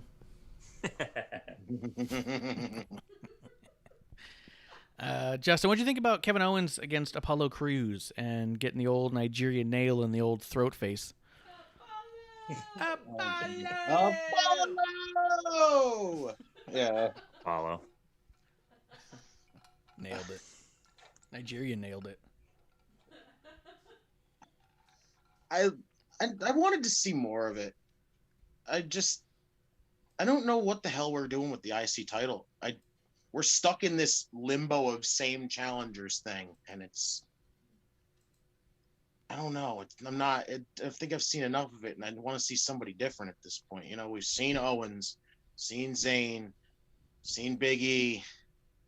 What are we gonna do next? We're gonna go from Kevin Owens this week, and then we'll go Big E next week, and then somewhere down the line we'll get a heel versus heel with Zayn versus Apollo, and we're just stuck in this little circle of those four, and I want to see somebody else just kind of sneak in that circle and go for Apollo at this point. What do you think, Bishop? I hate the Nigerian nail. I think it's fucking stupid. I'm gonna hit you with one. When I meet you, I'm gonna hit you with one. You're gonna drop. Go ahead. If you swing it like Dabba-Kato does, I can fucking walk 5 feet away from you before it reaches. Good point. The guy's damn near 7 foot, and he reaches all the way back to his ankle and swings wildly by the time he hits you. It's not even remotely realistic. The only thing that's realistic is that you get hit with the nail by a guy who's massive, so it will hurt. Yep. But every movement he does, and I have this complaint. Compare him to Omos, right? They are similar size, not similar stature, but face to face, they're about the same height. Omos does everything in a like Jason Voorhees, Michael Myers structured way, like boom, boom, boom, boom, and then goes. Dabba-Kato's so erratic in his movements, even when stuff's happening around him, he's like, well, I don't know. It's like, just slow the fuck down and execute the thing. But when he reaches all the way back for the nail and whips his arm forward, why? It's just not. I don't buy in. He's trying to scratch his back before he sticks his thumb in your neck. Yeah, maybe he's doing that old stink finger. Yeah. Yeah. He might come Nigerian nail his ass on. before he Nigerian nails. Gross. Why'd you have to go Oh, there? yeah, it's Nigerian nail right there. No, Yeah. that's disgusting. Oh, yeah. That's why they're all coughing and gagging. That's why they got the spit up. They're like, That's like a move you'd make yeah, up. it's debris, you know? Yes. Yeah, here's the problem I think with the Intercontinental title right now. Is it's typically used in a way to kind of like simultaneously build your lower level talent to get them to a main event status and also slingshot someone out of there towards the main event picture. The problem is your main event picture right now is Roman Reigns. Yeah. And no slingshot is getting you to the moon. That guy's on a different planet. Roman Reigns is so high right now that it's impossible to imagine who could possibly go up against him next. So the idea of like catapulting a Big E out of there or Sami Zayn, you're like, yeah, I don't know if they could do it. Like, I don't know I would buy into, even as much as I like Big E and think he's super strong, I don't know if I would believe going into the match. I'm not saying after the match, but going into the match, I don't know if I believe a Big E's got a shot against Roman. Roman's just so unstoppable right now that it's all like, yeah, I don't know, man. I doubt it, you know? Not to say I couldn't get lost in the match and invested in it and start screaming and hollering and be like, oh my God. Like when Finn Balor and Brock Lesnar happened. Going into the match, I was like, yeah, there's no fucking way Finn's going to win this. But halfway through that match, I'm losing my heart rate's fucking out of control and I can barely scream. I'm screaming so loud because I think Finn's actually going to do it. He's actually going to do it. You know what I mean? Like I can get lost in it, but going into it is what I'm saying. So, no, look, I feel you too on the whole IC title picture, and I guess my only issue is what is Apollo's value without it, and he has to continue to win this way while having the title, because I don't think the character in this moment is strong enough to maintain his presence without the title. I think the title does add to that, so it is hard to see a Kevin Owens go up and then you get the shitty finish just so Kevin Owens doesn't win the title. Well, instead of trying to build people out of the IC scene to the next level, why not rebuild that level? I talked about it on one of my episodes a while back that Seth Rollins should be the gatekeeper of the mid card. Build everyone to be strong enough in the mid card so that mid card scene, like you were talking about last week, I think it was on episode 1, how the people who open the show are main event talent. The people in the mid card are main event talent. It's just in the mid card because it's the middle of the show. yeah. Continuing to grow that level of talent and leaving it there is okay as well. If you wanted to break up Lucha House Party and try to get Grand Metalik to be a viable IC champion, do it now. Yeah. It's just a name I thought, like, you can still do that. Yeah. So what's wrong with doing that instead of looking at it as a catapult to the next level, especially on SmackDown? I just feel like that's kind of weird because if you do that and you're like breaking teams up again, and everybody's always that's the only name I can think of. Everyone's always talking about breaking teams up, and then like I remember people were talking about with Montez. Everyone was like, "Man, I wish he'd go on a singles run and everything else." And I'm like, "Well, aren't you?" Because same thing like with me. I'm not for teams breaking up when you're got a tag division that's got nothing. So let's break up a team to give a guy a singles run. Right. Like, what? No. I'm not for that. Justin's gonna nail you, It's dude. weird. No. It was You definitely used the one wrong example. But and he Titus, was like, "Fuck you, dude." Like it was What if- crazy. You're so like, just in theory, like you could use this one dude, and he's like, "Fuck you, dude. Quit fucking with all the tag teams. I'm tired of it." It was just a goddamn name. Just threw it out what if they there. built Titus? What if Titus had fucking 3 months with Apollo, and Titus looks, you know what I mean? Speaking of, Yeah. I'm shipping worldwide. How you can tell a story with that. TBT. Remember they were together. Yeah. Yeah. Spinner Fox is coming through. He said, "Ding dong, hello." He says he's gonna lurk. He says, "I see who is the guest is tomorrow." Oof. I have no idea what he's talking about. I mean, for one, we're not even on tomorrow, so I don't know what It's guest got to is be an talking AEW about. thing. Does AEW have a guest? I don't know what that's supposed to mean. AEW's not on tomorrow. Yeah, I don't know. Let me know what you mean. If it's I mean, I'm not gonna watch regardless of the guest, but if there was an announcement for a special guest or something, let me know. I'd be interested to just to hear. You missed it earlier. We were saying Mark Henry's a good addition. So, but let's see. It did end up going to the back where Roman Reigns was sitting with Jey Uso, and this is the promo where Roman was all like, "Look, man, I'm just You must be thinking talking about me. What? The guest today on your show. Oh, that's a good point. Yeah, that's a good point. So, so Sorry, Splinter Fox. yeah, but Oh, he gave us like 2 hours of content last time, right? You got 4 out of that. No, just on Splinter it was Fox him, and what him he and was saying. Tito's Yeah. together. No, you It was got him and 3. Tito's You together. got 3 out of that. It was the Yeah, tag it's true. team, Splinter Fox and Tito. So Yeah. this is the promo in the back where Roman Reigns tells Jay that he doesn't want to see him fall off after being in the main event scene, and says that Jimmy's not thinking of Jay that way. And he goes, "Look, I just don't want you to go being back to being the one they ask, which one are you?" Which is a callback to the first rivalry that Jay and Roman were having together, where he was trying to prove that he belonged in the main event scene, saying, "You know what they say, which one are you?" It's fucking dope. So this was an awesome. I loved this back and forth. What did you think? Yeah, the whole time I was waiting for Roman. Is he gonna say it? Is he gonna say it? And when he said it, like immediate, like half a chill, and my arm hair rose. Like, yeah, the fact that he brought it all the way back to, because he was nickel and diming at it, right? Like, look what I've done for you. Look where you are. All this, and then when he dropped the one line that solidified Jay as main event Jey Uso going into the match, when Jay said that, when Jay was like, they used to say, which one are you? Like, that gave me chills back then. And the fact that Roman brought it back around, like, yes, ding dong, hello. That's long-term storytelling. That callback into it to show you the strength of who the character is and where it came from in one line, fucking phenomenal. yeah, so good. Justin, what do you think? Yeah, Jay's kind of in the middle of this whole thing right now. He's on the line of, do I want to stick with Roman and try to get Jimmy to come with us, or do I just turn my back on Roman just so I can be with my brother? And he's willing to go through the whole which one are you phase all over again just so he can be with his brother.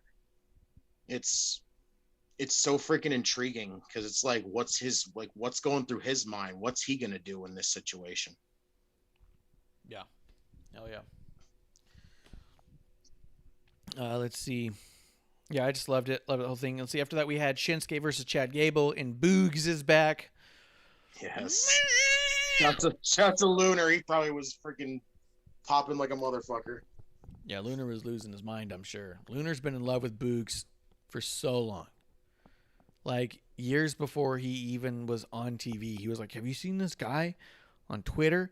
He's like, he signed up with a PC. He knew the guy's name. What was it? Rick Bugans or some shit? Bugenhagen, I think it was. Yeah. And he was like, this guy's amazing. He goes, he's hysterical, plus he's super jacked. So, yeah, as soon as Boog showed up, I was like, oh, yeah, this is Lunar's thing right here. I wanted so but much I'm liking more this than pairing. this, too. Shinsuke, Boogs. I'm liking the crown on Shinsuke. Why do I feel like I barely remember this match, though? Yeah, I Was don't there even remember much of who a Shinsuke- match? Who did Shinsuke No. face? I even forgot. It was clunky, Gable. but we got the Gable spot that I always like is the turnbuckle into the fucking somersault German or whatever. The Like, it's chaos just theory, as it's called. nice. Shout out to Mr. Chaos. Yeah, Yes. it's such a good look. I've seen him do it live at the house shows that I went to, and it's just so fucking impressive. Yeah. I still remember seeing he's- Doug Williams do it in Impact, and it's always a freaking awesome move to say. Dude, the way he, like, deadlifts people. Someone just be, like, Yeah. flat on the ground, and he goes, yeah, no, I got to suplex you. Like, well, let me get up. Yeah. Don't worry about it. Do not even worry about it. That's because everybody like accordions. Yeah. It seems like. It was amazing.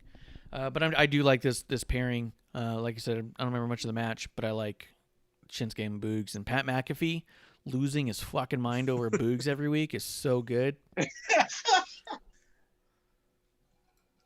Is it a testament that Pat McAfee can do it, or we know that it's him?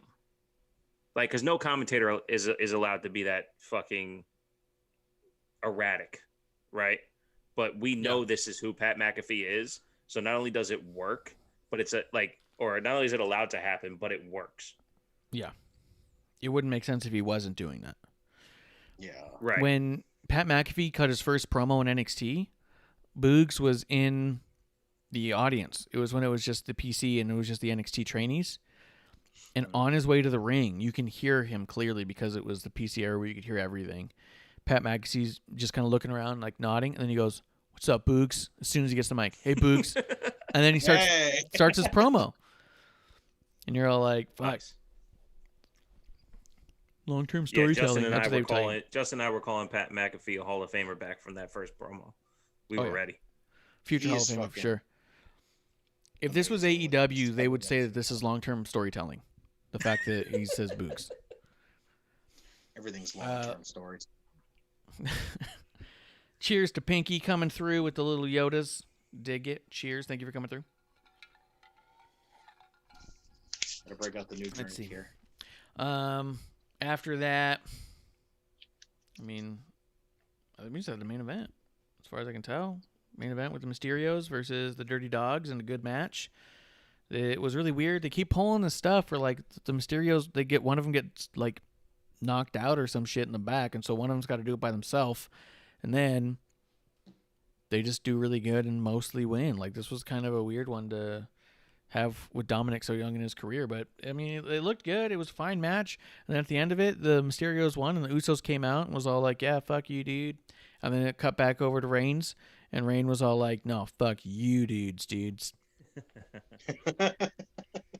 Justin, what do you think of all this? When Ray was taken out and Dolph and Bobby Roode were talking about how they didn't do it, and I'm like, so wait a minute. And I actually believe that they didn't do anything. So I'm like, okay, so who took him out? And then Dominic left and he's by himself. And I actually thought Ray was gonna like not come out at all. I actually thought Dom was gonna be by himself, and we were gonna lead to some father-son fucking thing where I thought they were actually gonna lose the tag titles at some point. Mm-hmm. Like, I thought they were gonna lose tag titles. We're gonna get father-son going at it, and that's what I felt like. But then Ray came back out, and I'm like, all right, so we're not getting there yet. We'll get there eventually. Yeah. I do like the idea of the Usos versus the Mysterios, just like kind of like two families against each other. I think that's pretty, I don't know, pretty cool. Bishop, what do you think about all of it? Yeah, I thought it was a little bit too see-through. You know, it was just a repeat of the pay-per-view where they did the same thing but the opposite way. So I figured, of course, Ray's going to come out, save the day. It was a little bit less solo time.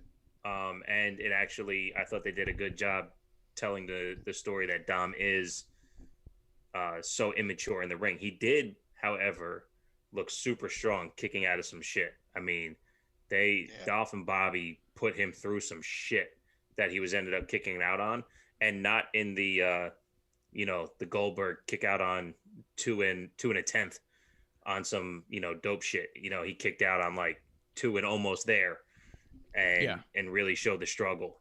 So I thought that was great in the execution. I just thought the storytelling was just a little too see-through. And then, hey, I'll hold him accountable. I thought by having Roman tell Jay early on, with me, you close the show, but without me, you're opening the show. And yes, the final cut was on Roman's face, but Jimmy and Jay were there at the end of the night. Yep. Like, no, they didn't wrestle in the last match, but they literally were in the ring last segment. And it's closing the show, my friend. Like, you're seeing main event Jey Uso at the main event.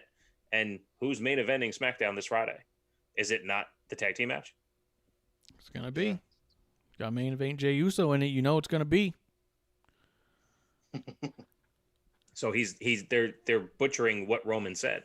You can't main event without me. No, he is. 2 weeks in a row. He's going to be on the final camera cut in the ring. Yeah, 100%. It was super good. I'm loving it. We are almost a year into this story with Roman and the Usos, and it's still like the freshest story we have right now. Everything that happens on it feels so important and different and big. It's so cool, man. I am digging it. I love it. They're just nailing every aspect of this. Yeah. I think part of the reason why I don't see who's going to dethrone Roman is because it's also like, I kind of don't want anybody to anyways. It's like, no, yeah, he should be the champion. Like, that feels like the right thing to do. Keep him as the champion. Probably ever. Agree.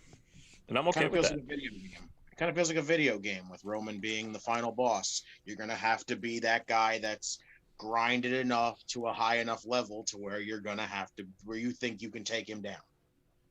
Yeah. It's going to be Parker Boudreaux. Second Brock Lesnar, according to most people. But I think, well, I mean, just as a side note, I think that kid's got a lot to live up to just because of how he happens to look. Yeah. He seems like a really cool guy, though. He does. He does seem like a cool dude. He seems like a hell of an athlete in general.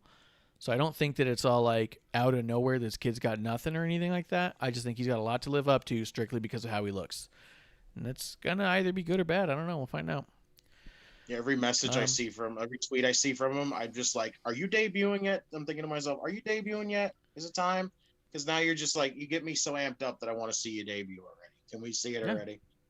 He's got like shirts out and shit, and he's not even fucking like, he may have not even done a push up in the performance center. And that dude's fucking, he's blowing up. So he's also real smart when it comes to that social media game. But yeah. Anything else you guys want to say about SmackDown before we run through Raw? No, I think they hit everything. Man, and SmackDown, bottom line, is my absolute favorite wrestling show every week. There is almost no dull moment in any of it, and all of it just either makes me smile or gets me excited or gets my heart racing, you know? Oh, the one thing I thought you might have said about the women's tag match is there a chance that the Usos and Street Profits went over a little bit? Because they were on screen for a while in their match. And that was the second thing that came to mind. The first thing that came to mind is that the Riot Squad got fucked out of an entrance. But I was wondering maybe that the Street Profits and Usos went a little long on their match.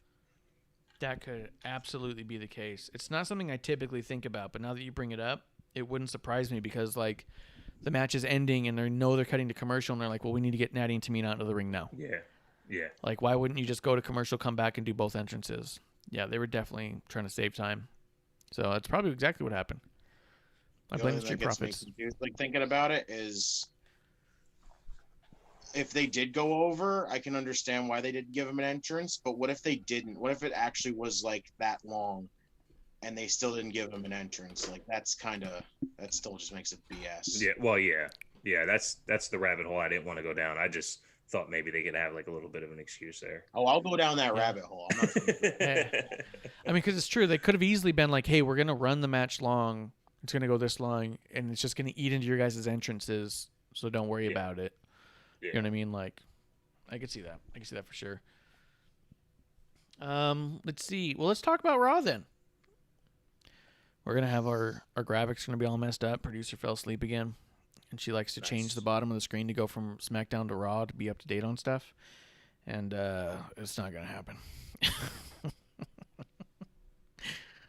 So, oh my God, dude. So I guess the good news about Raw is it opened up with all the worst shit. They just got it out of the way right off the top. They're like, hey, they're going to open up with Miz TV. It's going to be Miz and Morrison. We're going to bring out Charlotte, who's going to come off super delusional again. Then Rhea Ripley's going to come off and make some sort of sense, sort of. And then Nikki Cross is going to come out and be a goddamn afterthought in all of this and just be their little punching bag. to lead into a Charlotte and Nikki match. I don't know. What did you think about this, Justin?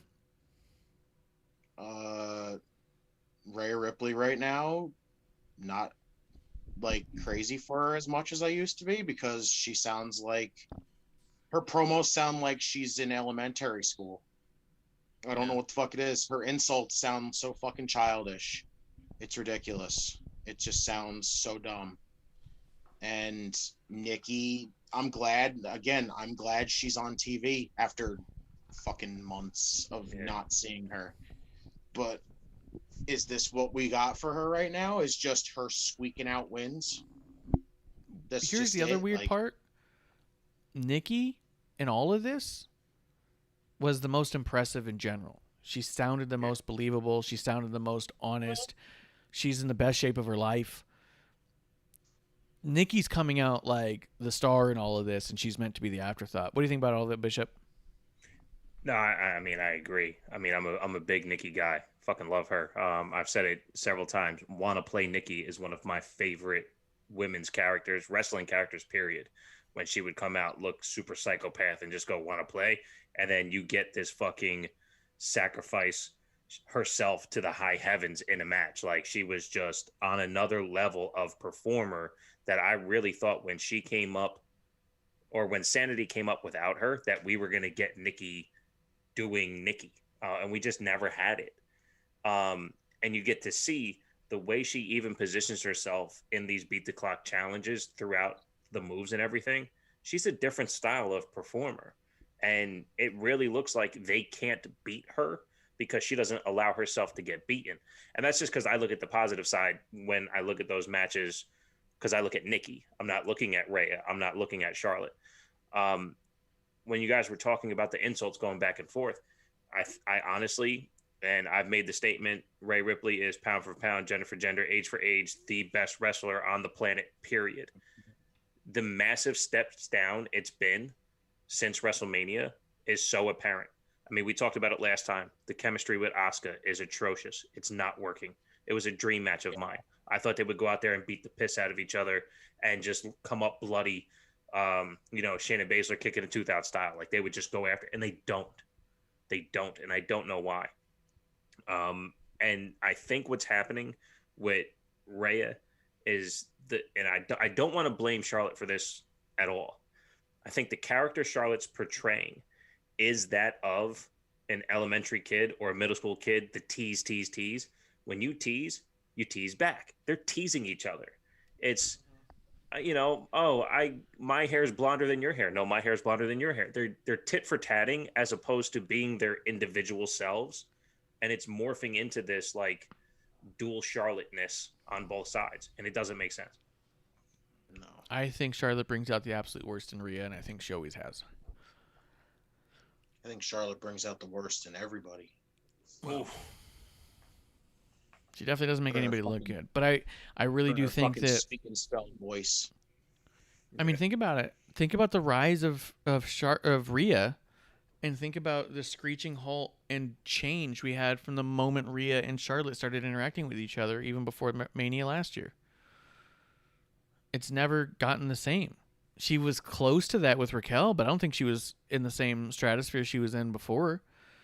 And then now that she's back in the story with Rhea, it's all been like dropped down a bunch again. And I almost wonder if it's one of those like new kids are afraid to piss off the seniors. To say the same thing. No. Oh, I can't look bad in front of Charlotte. Let me play along. I hope not. That's what it feels like, though.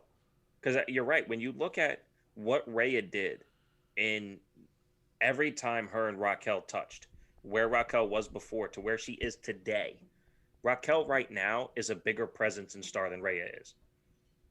Built off of what they did together in NXT, and then you add that to what Rhea looks like on Raw, who would you rather have in a match right now? And Raquel has the presence and all her in-ring has really been tag team stuff, but it's still more believable, more investable in Raquel than is in Rhea, and it's sad. Yeah. Justin, what do you think? The decline is definitely there, and it's the the loss to Charlotte at WrestleMania for Rhea was a big fucking punch in the gut. And the fact that she was the one to eat the pin in the triple threat match with Charlotte and Io didn't help her at all. She kind of got it all back after that. Like she was in like a slump for the longest time, and then she got it all back. And the feud with Raquel was phenomenal. And she even had the other matches with Io, and they were all great.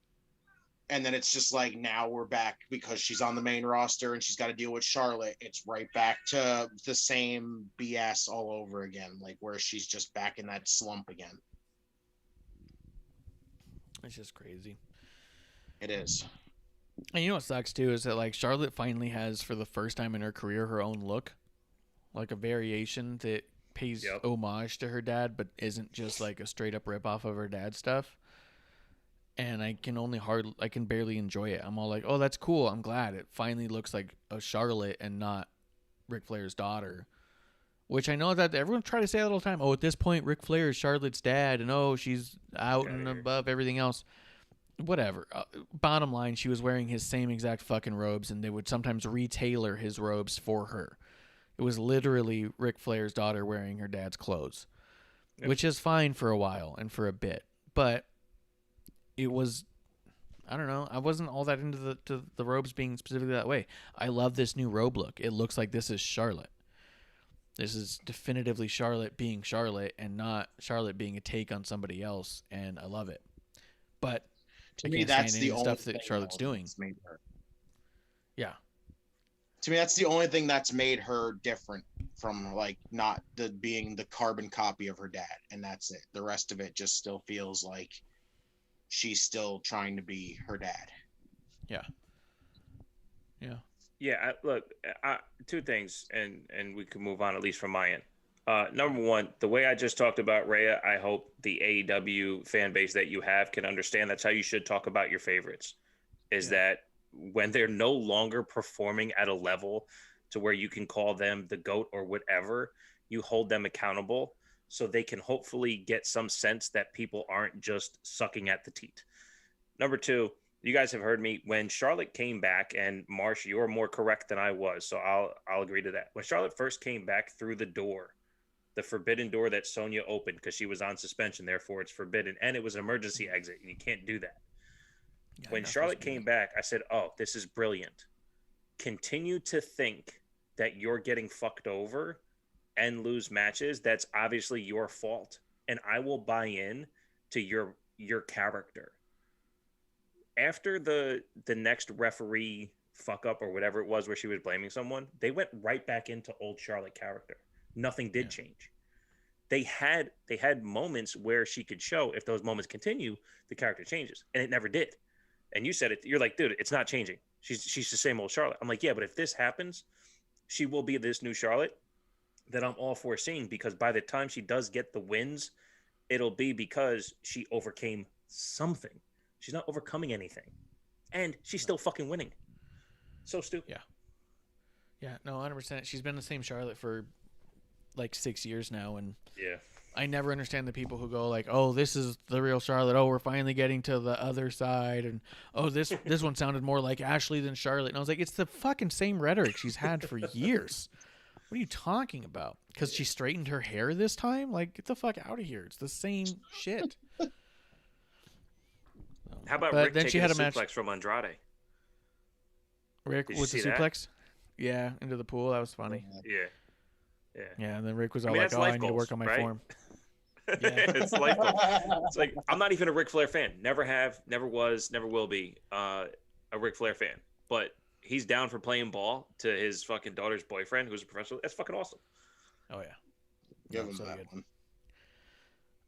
Cross did win in this match against Charlotte. I really do think that I'm more interested in Nikki Cross against anybody here, but they're playing it like she's winning out of technicalities and barely winning, and it's really like she's winning in a way that's not believable strength, right? You know how you can like win and look strong in the loss? She's looking weak in the win.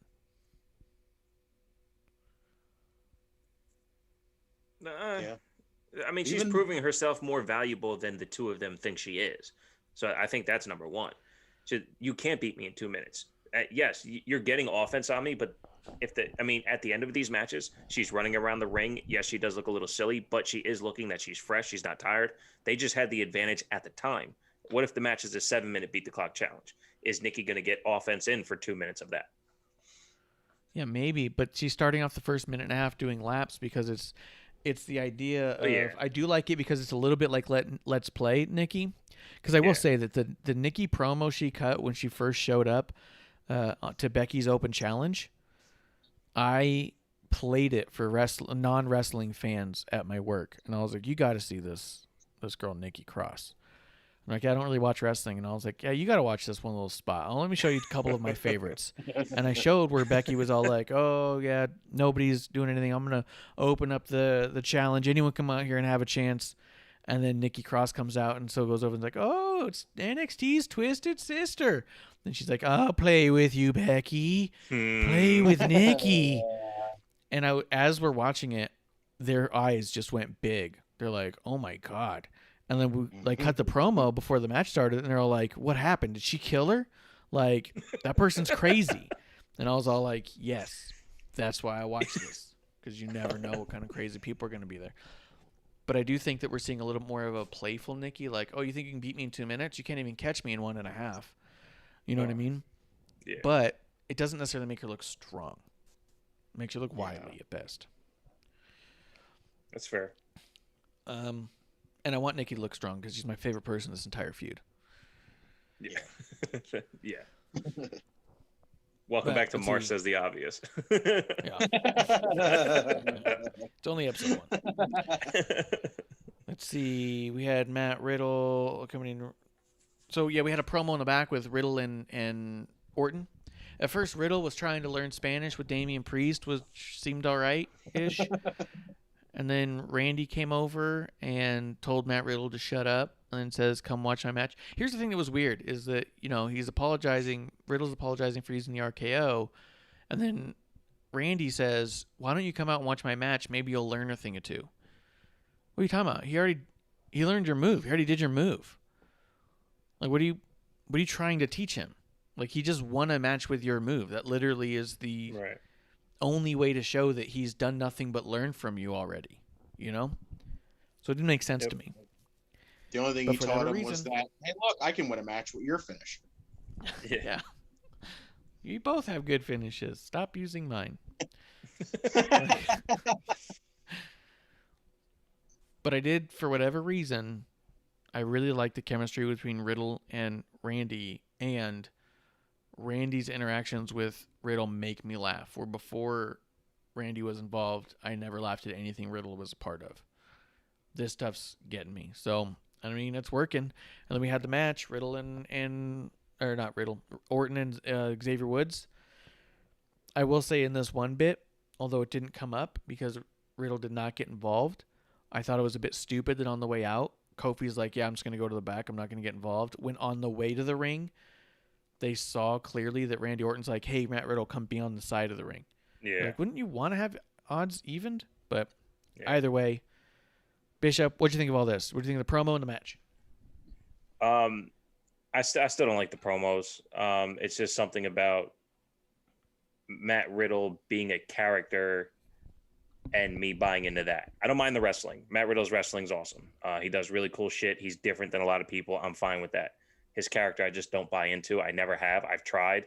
The interaction with Randy Orton, the whole locking the lips and throwing away the key, like, I get it. But that actually turns Riddle into more of a cartoon, and I'm good. Like, it does nothing for me. The match itself, I think this is an opportunity where we get to see Xavier Woods be fucking awesome. He's so fucking good at wrestling. It's insane how good he is. And to be wrestling people like Randy Orton legit look awesome. I'm just a big fan. In context, I see what they're doing, and I don't think Xavier Woods looks weak for it. It'd be nice to see him go after Sheamus. But my main takeaways is Xavier Woods. Woods and Orton worked awesome together. What do you think, Justin?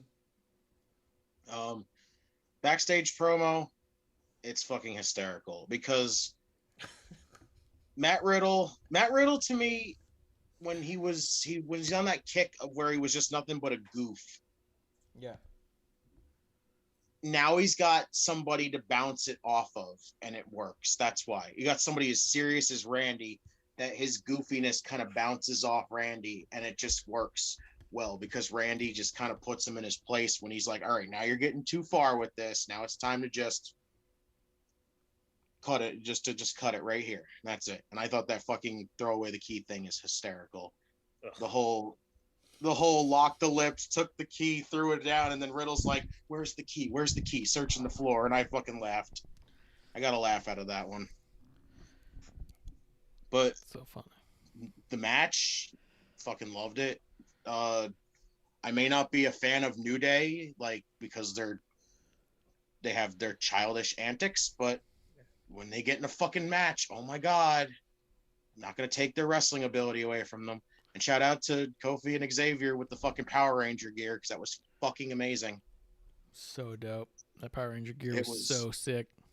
Is That that was what that so- was? That was Power Rangers? Yeah. Yeah. Yeah. Here's the That was on irony. point. That was amazing. They were wearing white and green Ranger gear. That was the same person.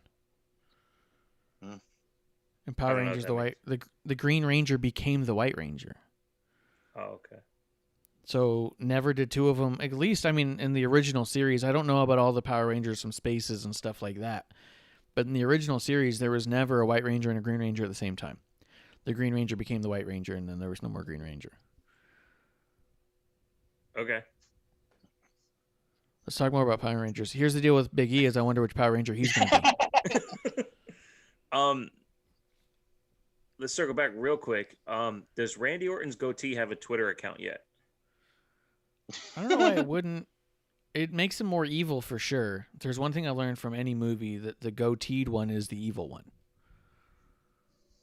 Someone said he looked like EC3. What? No. He's got a bad dye job going on. Whatever it is, his color coordination on his facial hair is not. It's not good. It was very distracting. That's how I actually noticed that his goatee game was getting pretty strong. I was like, yes, It's awesome. discoloration here, but he could probably RKO me with his goatee. Oh, for sure. I'll say this: the what I thought was funnier than Riddle even like looking for the key or anything was that Riddle does the stupid "I'm locking my lips" thing, and you're like, yeah, he's an idiot. Of course he would. And the way Randy Orton just put his hand out, like, give me the key.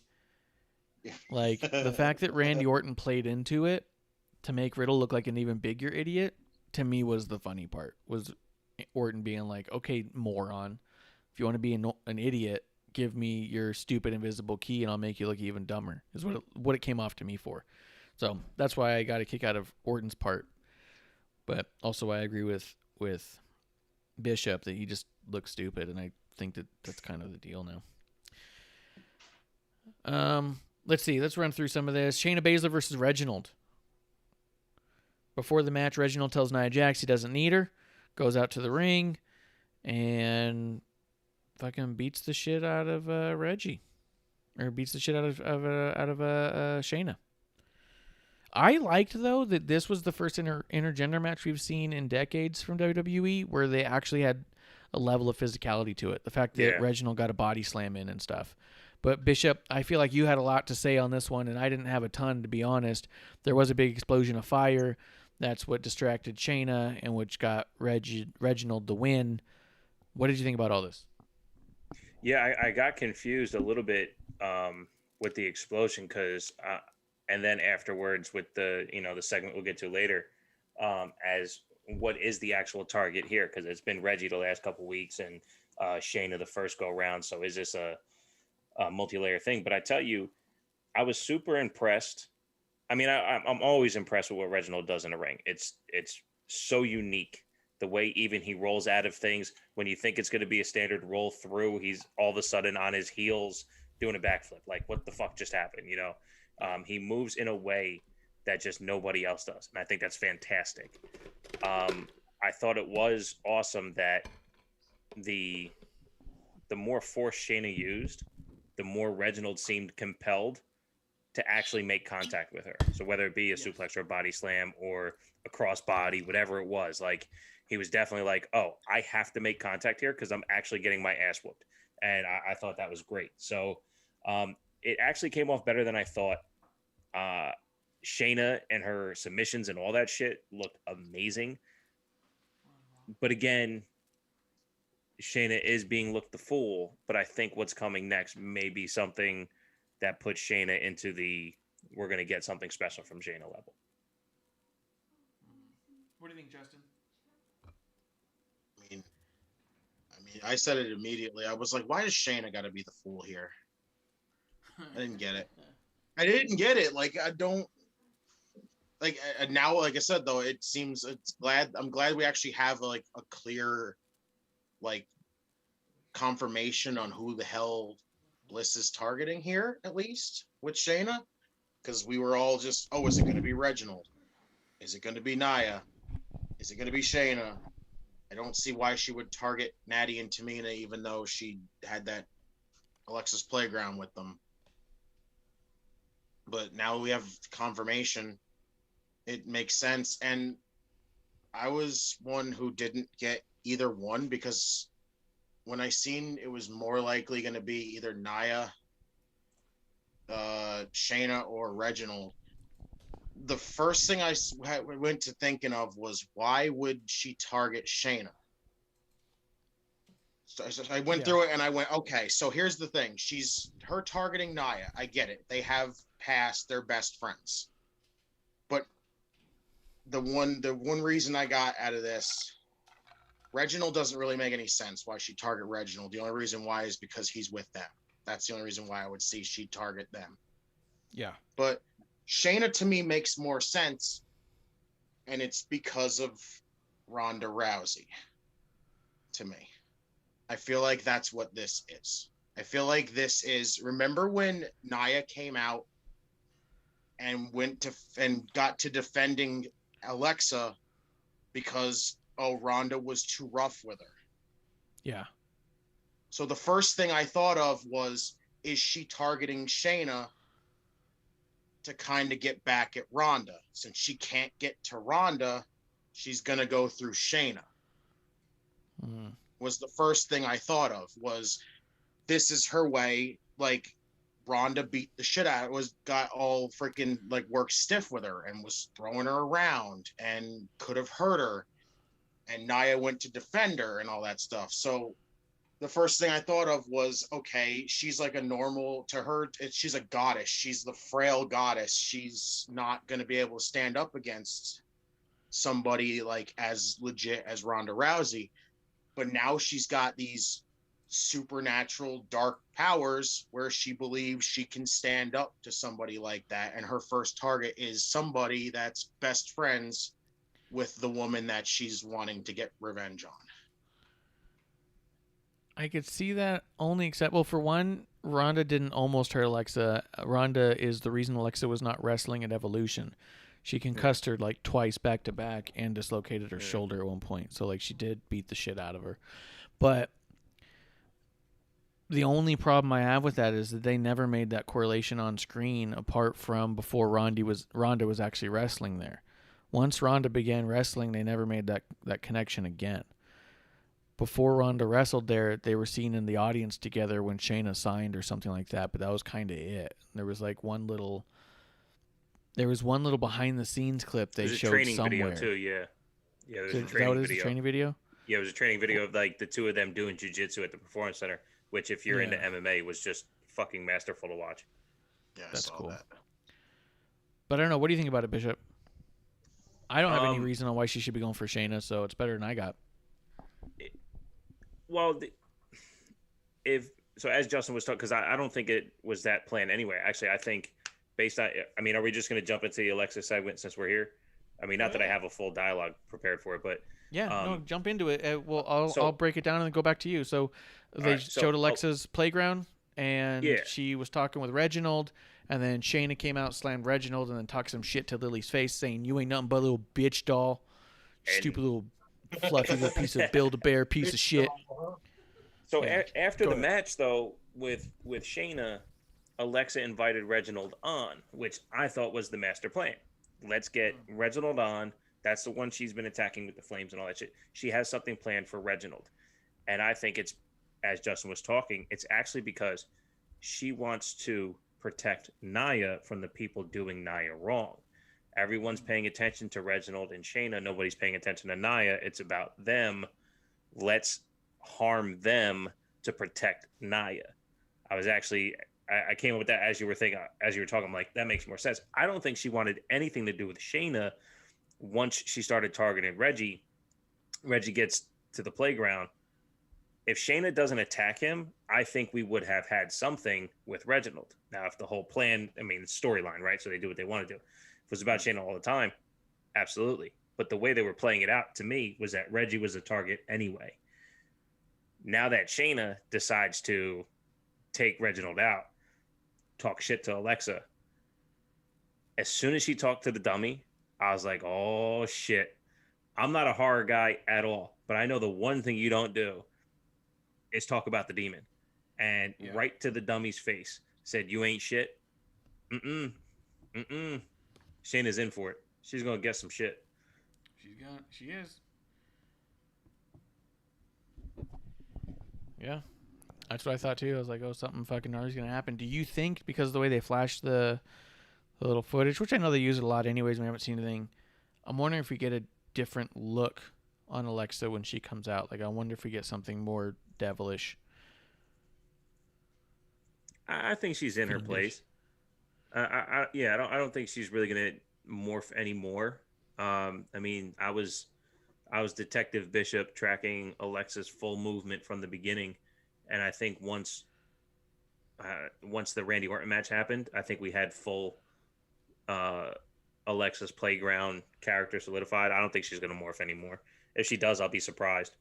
What I did want though is or do want again. So I want Shayna to go talk shit to Lily and Lily's mouth move.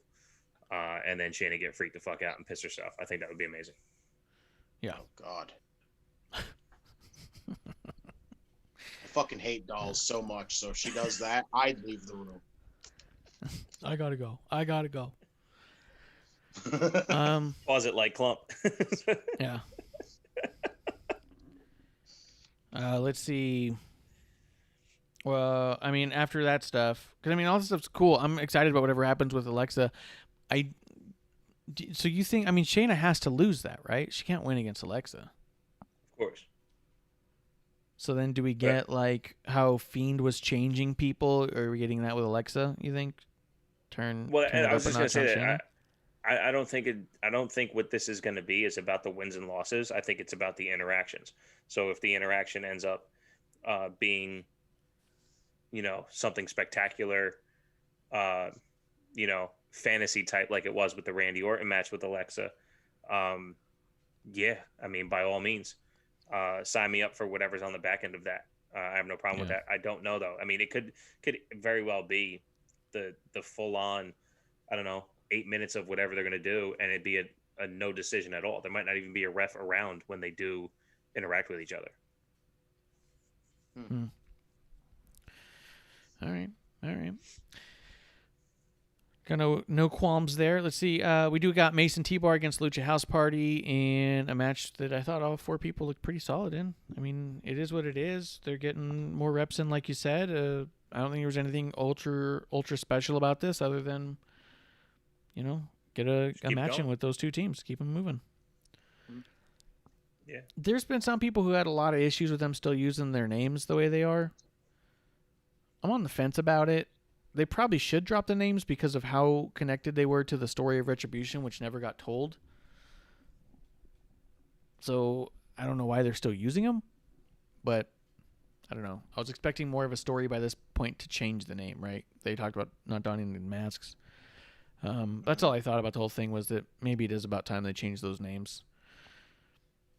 Yeah, but to what? I mean, like I think I looked it up on my show while I was recording, and it's what we know them as. Dio Madden, it might be his real name, but I mean, Dijakovic's name is not his real name. So like, if you change it from Mason T-Bar to another fake name, then what does it matter? Just leave it as Mason T-Bar. I mean, would it? Just have him go Well, back to Dijakovic and Madden. yeah. But like, it's Dijakovic's not his name. It's just another wrestling name. You know what I mean? Like, I know there's semi nostalgia from NXT, but even his NXT run, we just wanted to see more. At least my opinion, we want to see more. He left no indelible mark in NXT. So whatever he's doing on the main roster can just be what it is. I mean, you just end up rebranding to another fake name. I don't think it makes a difference. Even if they wanted to change their outfits and makeup and all that shit to look a completely different way, but keep their names, then that's fine too, because you're just making up another name. I get though that it goes with the retribution gimmick, and that didn't play out. But you know, I mean, if they rebranded them into, I don't know, the fucking whatever tag team name you want to make it, and it's like, oh, they just rebranded Dijakovic and Dio Madden into this tag team now. Like, I don't know. I mean, everyone's Well, I think calling him Ascension 2.0, so that's funny. Yeah, I don't know. I just know that like their names were supposed to be kind of not silly, but the kind of thing that you might mock or make fun of initially. I think the names are also pretty violent, though. Mace and T-Bar are two vicious weapons. But either way, speaking of vicious, we did end up with Sheamus coming out, putting on a challenge to Ricochet and Humberto Carrillo. The match between Sheamus and Ricochet was awesome. It gets interrupted by Humberto, who comes in and breaks Sheamus's nose, and Sheamus fucking loved it. He fed off that broken fucking face like an animal, and it was awesome. Justin, what do you think about all this? Am I wrong? Am I way off? no, Sheamus is a tough fucking guy. Doesn't matter, broken nose or not, motherfucker just goes in there and he's ready for a fight. My only gripe with it is it just sucks because, again, it's like Apollo. We're just recycling fucking opponents that he's already had. And this the singles matches were just to warrant another fucking rematch, and we're more than likely getting a triple threat, which I know is going to be great. But again, it's recycled opponents. Yeah, I think we're going to end up with a triple threat at Hell in a Cell. The biggest problem I have with that is you have two baby faces and a heel, and those triple threats are a little bit weird to me because then at some point the baby faces team up against the heel, and then it doesn't feel like a very baby face thing to do. Bishop, what do you think of all this? Yeah, the only, not to correct you or whatever, but it was he had back-to-back matches, so it's not that Humberto broke it up. He came out distracted. Sheamus lost the first match, and then the second match against Carrillo is when the broken nose happened. He ended up losing both matches, which of course is what's going to lead you into. He interrupted the ongoing match, is what it is. Yeah. But it that's what I meant by it. But yeah, I thought, because I missed the broken nose, I didn't see that at first, and when Sheamus started beating the shit out of Humberto, I was like, this is Sheamus doing damage right now. Like, what the fuck is going on? Why is he so pissed? And then I saw the blood on Carrillo's back. I was like, oh shit. And then today I saw the pictures of right after the match where you could see his fucking nose sideways. And then the picture of today and how he's fucking, everything's all swolled up. I'm like, fantastic. And of course, Sheamus's tweet goes, sorry, not dropping the title. Like, who is fucking, I mean, I said this shit months ago. Sheamus should be your fucking champion, man. Sheamus in the title picture is what makes sense. Everything he did to carry fucking Bobby and Drew to WrestleMania deserved the fucking title shot, which of course, you know, why we think he has a U.S. title anyway, but he's just on another level of performance, man. He's so good. I love it. And he's not looking weak. And to Justin's point, though, where you're saying recycle, Marsh, you've been saying it, I think, since episode 1. This Ricochet with the jeans, this tweak to what his character is, his in-ring performance is moving just a little bit. That doesn't happen without constant recycling of opponent per se. Like, if he's going to be in the U.S. title scene and he continues to grow this character, I think that's maybe the side note that you need to take from what's going on here. So there is something to invest in. Only if it continues afterwards as well. Mm-hmm. No, 100%. I agree. I'm just double check the chat real quick because I can't see it where I'm at. All I agree. I agree with all that. I think Sheamus is one of the most badass people in the world. I want to have like a beer with him, but I'm also afraid I'd say the wrong thing and he would just like pop me one real quick and then laugh about it. He seems like a kind of... Yeah, that's true. He said he would. He's in your intro. He told you he would. He almost comes off to me like the type of dude who's so tired. Like so everyone's gotten their like COVID jitters and wanting to be around people, and everyone's tired of being locked in and the social distance and stuff. But it seems to me like his biggest problem with that is he can't fight people at bars anymore. You know what I mean? Like he comes off like I can't handle not being able to like get drunk and beat the shit out of people at bars. That's the most fun thing about going out. So he's like taking it out on people in the ring is what it's like. So sick and tired of not being able to go to the pub and get in a fight in the parking lot. Yeah, 100%. Dude, if you ever run into him, Marsh, you got to just like, if it looks like he's about to get there, just say, dude, I do a great Drew McIntyre impression. If that'll stop me from getting hit, you just give me a chance to do the Drew McIntyre and let me see what you think. Yeah.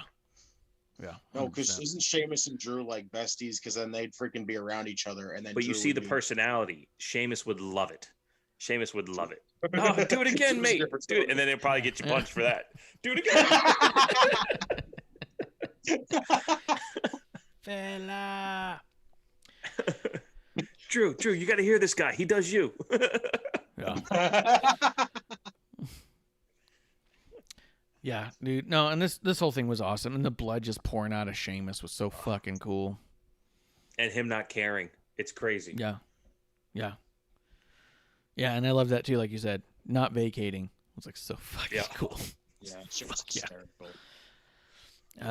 Let's see, but after that, yeah, babyface as fuck, man. Jesus. Let's see. We had Naomi and Lana versus Mandy Rose and Dana Brooke with Natty and Tamina on ringside. This is actually pretty solid, I think, by everybody in it. The Mandy and Dana got the win, but I thought that I felt that Lana and Dana together looked a little bit heavily choreographed. Yeah. Like they were preempting each other, but it still looked clean. So like I was getting, it was to the point where it's like, okay, you guys are clearly doing practice things, but they weren't sloppy about it. They just were a step ahead of where they probably ought to have been to make it look natural. You know what I mean? Yeah. Timing was off just a little bit. Exactly. But I liked it. It was good overall. Natty and Tamina on commentary was cool.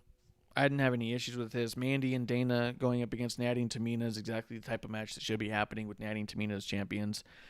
You just keep elevating everybody, and I think they're doing a good thing with the women's division, the tag division right now.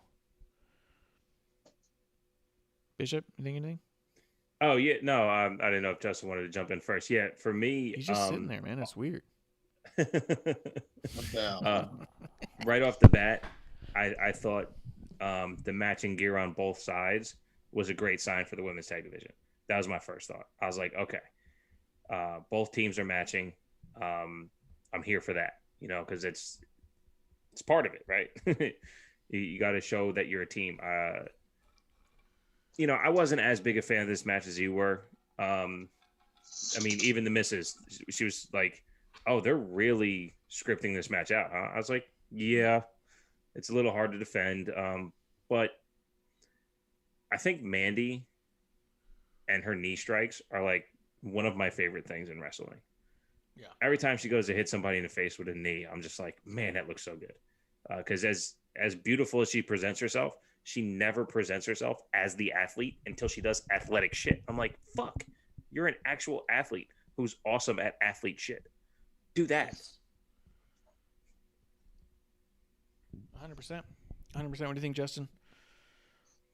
Yeah, it was what it was. It wasn't bad. It wasn't good. It was like right in the middle. We just need to see some more teams getting built up. And that's all this was. It's just more teams getting ready to face Natty and Tamina. That's all it was. Yeah, I had no issues with it. I think the difference here is like, yes, it was heavily choreographed. So I felt like the timing, I didn't feel like the timing was off like it was with like the Riot Squad. Their timing was off because they were doing stuff not all the way. or expecting someone to be somewhere they weren't. Like, this is one where, like, someone's diving into the arm drag on this one. You know what I mean? It's like, okay, you should make them pull you into it, but you were supposed to do an arm drag. You know what I mean? Like, Yeah. it seemed choreographed, but it was clean. It just wasn't, like you said, it wasn't natural. It was just like you could see it. You could see it when you're watching it. Oh, they know what the next person's doing and they're helping them. And you're like, okay, well, it's not ideal. It's not where I want, but at least it wasn't weirdly clunky where you're like, what are they trying to do? You know? Yeah. Which unfortunately happens a lot at this point. Let's see. Agreed. That was good. That was good. Cedric Alexander and Shelton Benjamin. What the fuck is going on with all this, dude? Shelton's yelling, sounding crazy. Like, just his voice is cracking in weird ways. Shelton's been taking eye gouges and losing. And then, like, what the fuck? I think both these guys are better than this. The thing that sucks is it felt like they threw them out there and just said, let's get this fucking feud over with. That's all it felt like. Especially for how short it went. That could be. They're like, yeah, you each won one. Let's just get this shit over with. Here you go. Throw them out there, and it was over in seconds. Yeah. No, I don't understand. I think Shelton Benjamin is so good. Cedric Alexander is so good. Even their character work is pretty solid, but this is like just on paper, what the fuck do you mean they just eye gouged him and rolled him up? Like, you know? But Right. I don't know. What do you think, Bishop? I think we have so pre-Hurt Business, right? The two of them, they're like, oh, good, you're in the Hurt Business because you're not good on the microphone, right? They break up with they go through the Hurt Business with their clunky storytelling. But honestly, Shelton in ring looked better and better and better and better because he's, getting reps. He's older. He's now in ring shape, doing his thing. Cedric Alexander's always been good, right? They come out of this, they do their thing, they get to this point, and I was the first to criticize their promos without MVP. The more promos they do, the better they sound, the better they're getting. Okay. Mm-hmm. Character, we're starting to see who they are. Okay. Match work, undeniable. Okay. None of it in one fucking segment. Every time we see them, they hit on one thing, they miss on another. Hit on one thing, miss on another. The problem is we've seen all of it now, even the promo shit. Promo, in-ring, character, and who we feel like investing. We've seen it all happen. Bring that shit together and give us something. And it's not happening. It's no longer clicking. For some reason, they can't bundle it all together. It sucks because they're both really good. And when you have people a la Bailey, Bailey for years, it just doesn't connect on the mic, but she's so good at everything else. Right now, best women's promo in the game. You get better at this shit, you're more investable than ever before. The fact that they got to that point in just a matter of weeks, I was like, great, where's this going? Oh, it's going into 4-second matches. Great. Awesome. Yeah. No. Yeah, I don't know. That was kind of the biggest what the fuck to me for the night on the show, which, overall, Raw wasn't terrible. I think something they've done that's, heavily improved it, and I don't know if people are willing to say it, but I think them pulling back on having Drew in every other segment has really helped the show breathe some. I don't think Drew can carry an entire show. I don't. And I'm going to talk about both their promos before we get into the match towards the end. So, AJ Styles and Omos versus Elias and Jackson Riker. So this was an interesting one because Omos keeps getting involved with these guys and chasing the other one away. So AJ and Omos get the win, and Elias is running away. And then backstage, Elias says that he's tired of Riker and doesn't want to be around the guy anymore, especially because they have to travel soon. I thought that was a really weird and interesting thing. And then before the match, they had that promo where he's staring off into space, Jackson is, and Elias says, have you ever been in battle? And he's like, I was in Iraq, and then just walks away. And I was like, are they doing that because he's a veteran and it was Memorial Day, which is kind of a weird thing? Or are they actually going to start leaning into him as being an ex-Marine? What do you think about it, Justin? It was weird. I don't see how they're going to portray Jackson Riker is a babyface in this situation. Yeah. You can't. There's nobody out there that's gonna be like, yeah, I need to root for Jackson Riker in this whole thing with Elias. Elias is more the fucking babyface than Jackson Riker is. Mm-hmm. It's just people are gonna look at it as Elias is just getting rid of dead weight, and that's it. More than, oh, he turned his back on him, we should feel bad for Jackson Riker. No, it's Elias getting rid of dead weight. Yeah. Yeah. Yeah, it just feels weird. It's just not. It's a fucking weird situation right now. And it was emoted poorly. Like there was no chance in the acting to resonate. It just seemed like a throwaway in emotions. It was just odd. It was like, bleh.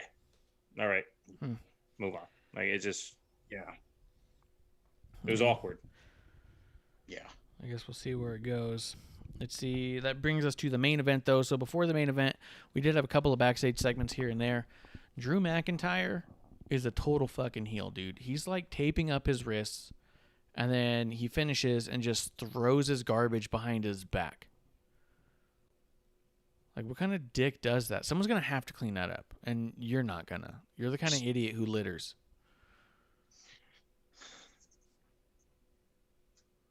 Kofi. That's why we come on promo. here. You point out the nuance in heel babyface storytelling. I've never noticed the trash. I just see him acting like an asshole and take that as automatic. I didn't even consider the fact that someone else had to clean that up. Yeah, he still feels someone's like gonna have to clean it. heel. Yeah, and especially in this, in Kofi, you think for a second I'm rooting for Drew in a Drew versus Kofi match? Yeah. No fucking way. No way, especially after the promo Kofi hit last week where he's all like, I never got my rematch. You wouldn't know anything about that, Drew, after you get rematch after rematch after rematch after rematch. And so, See, like, my thing with the Kofi promo, though, to me, was still weird because Kofi lost in 8 seconds to Brock Lesnar and immediately didn't go after it. Then all of a sudden, because the championship was supposedly, quote unquote, on the line, now all of a sudden he gives a shit. That made no sense to me. None. Yeah. None. Well, right before Brock Lesnar beat Kofi, they put in that champions don't get a rematch thing. So, the one time they decided to go with champions I don't get it, dude. I get it. Yeah. I get it. At least they have an out with that parachute. But yeah, it's the writing's been on the wall with Drew for so long, and the best way to tell if someone is resignating, no offense to crowds because I don't want them back, go to Twitter. I mean, we talk about it enough, and if you decipher through the standing on both sides, positive and negative, you see the real reaction on how shit's going, especially in the comment section of the videos that WWE puts out. There's even the people that just go, no, we don't hate him because he's a hit. We're tired of the same matches with Drew over and over again. We just don't care. And there's so many people saying that as opposed to, the fuck Drew or Drew's the best. The in-betweens that go, oh, we just don't care. There's so many of them. And I don't know why it's still going on. Yeah, the whole Drew being in the title scene over and over again. He hasn't, after WrestleMania, should have been it right there. There was no need to keep going. But you guys are but there seem like they're so hell-bent on putting this title back on him. And at this point, it feels like everything before WrestleMania has been completely fucking pointless anymore. Yeah. Miz cashing in, Lashley winning the title, fucking just none of it. It all feels like it's gone pointless now because you just want this title back on Drew. So my main thing is, why did you take it off him in the first place? Then it just feels, everything feels like nothing anymore. Yep. Yeah. And it's fucking weird that they're putting him in Hell in a Cell where he's more than likely going to win it at the same fucking show that he lost the WWE title to Randy Orton the first time. What the fuck? Yeah, I really don't want him to win it at Hell in a Cell. Like, I think it's going to be so bogus if he does. Like, yeah. And they've been Well, and really if he trying loses, to cool then off people Bobby. will say, well, he's just going to win it at SummerSlam in front of a crowd. Like, Yeah. it's lose-lose. But here's the other weird bit. Am I the only one who thinks they've been really cooling off Bobby on purpose? Like, after the WrestleMania win and him getting cheered the way he did, they started bringing in the women. They're giving him less time. They're having MVP do less things. They're really trying to, like, keep him in the back. And not in the way that, like, Roman's in the back running the show and coming out to cut one long promo a night. Like, Bobby Lashley is really an afterthought on these shows. Yeah. And I feel like they're trying to cool him off. I feel like they want to try and get people to cheer Drew when he wins. But people are really behind Lashley. He just comes off so fucking credible. Well, yeah, I pointed that out to you a couple months ago, like after Mania. So why is every match that Bobby has at 9:30? Yeah. It's in the dead middle of the show. Your champion should be closing the show. And he never does. And if he does, it's in some, shitty after Drew wins way. It's just, it's a shame. I did think I was pretty funny when they brought the girls in. I was just like, yeah, Lashley's sisters look a little bit different now, but I saw that. That was hysterical. Yeah, it's pretty good. Pretty good. Yeah, and then So it's Kofi Max cut that Caster. promo before too. Drew's whole promo seemed shitty too, where he's like, "Oh, I've done the thing that Kofi couldn't do. I beat Brock Lesnar," and it's like, the fuck does that have to do with anything? But even then, I thought that the match itself, for what it was, just as a match, was actually really good. Excellent. Like, I was into this match. yeah. I really liked the way he landed the Claymore in the middle of the air. I thought his timing on that was very good because sometimes that Claymore doesn't seem to be quite in the right spot. But I thought the timing on that was awesome. I thought Kofi and him were doing great. Like, it was just so good. I also like that Drew did not oversell not winning when he thought he should have won. That whole, like, hands on the head, so the commentator's going to be like, he's got to be trying to figure out what's it going to take to put him away. Do you hear every match? And then they land a move that's not a finishing move, and they go like, what? Oh! Like you always see. He did a thing where he just kind of like, he rolled over and his mouth dropped a little bit, and then he like scrunched his eyes and he's rubbing his head, and this whole like, fuck. Like he was not happy about it, but he wasn't overselling it. The idea of being frustrated, which I thought was so good. It made it come off so much more believable. So the match itself was fantastic. To me, it was definitely one of the better matches he's had lately. But it's too little, too late, and it's against the wrong person.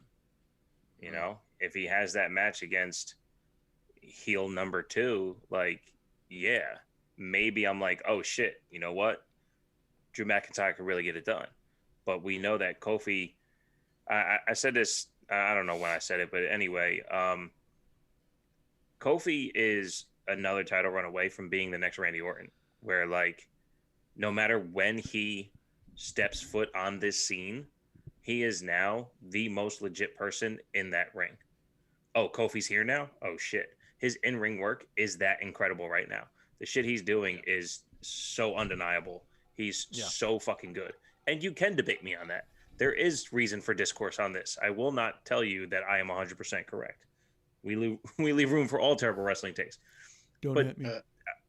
As I'm watching him, I'm like, no, this guy's way too fucking good. And you could not say that 3 years ago.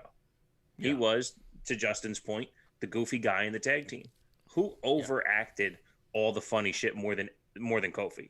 The one dancing around the most and throwing the pancakes and all that shit. When he stepped to Drew McIntyre fucking last week, I was like, oh shit, this is gonna go down. And fuck, man, if Kofi wins again, this could be something serious. So if Kofi actually does get the title soon, it's like, and then keeps it for another long while, it's like, oh no, Kofi's here now. This is Kofi's level now.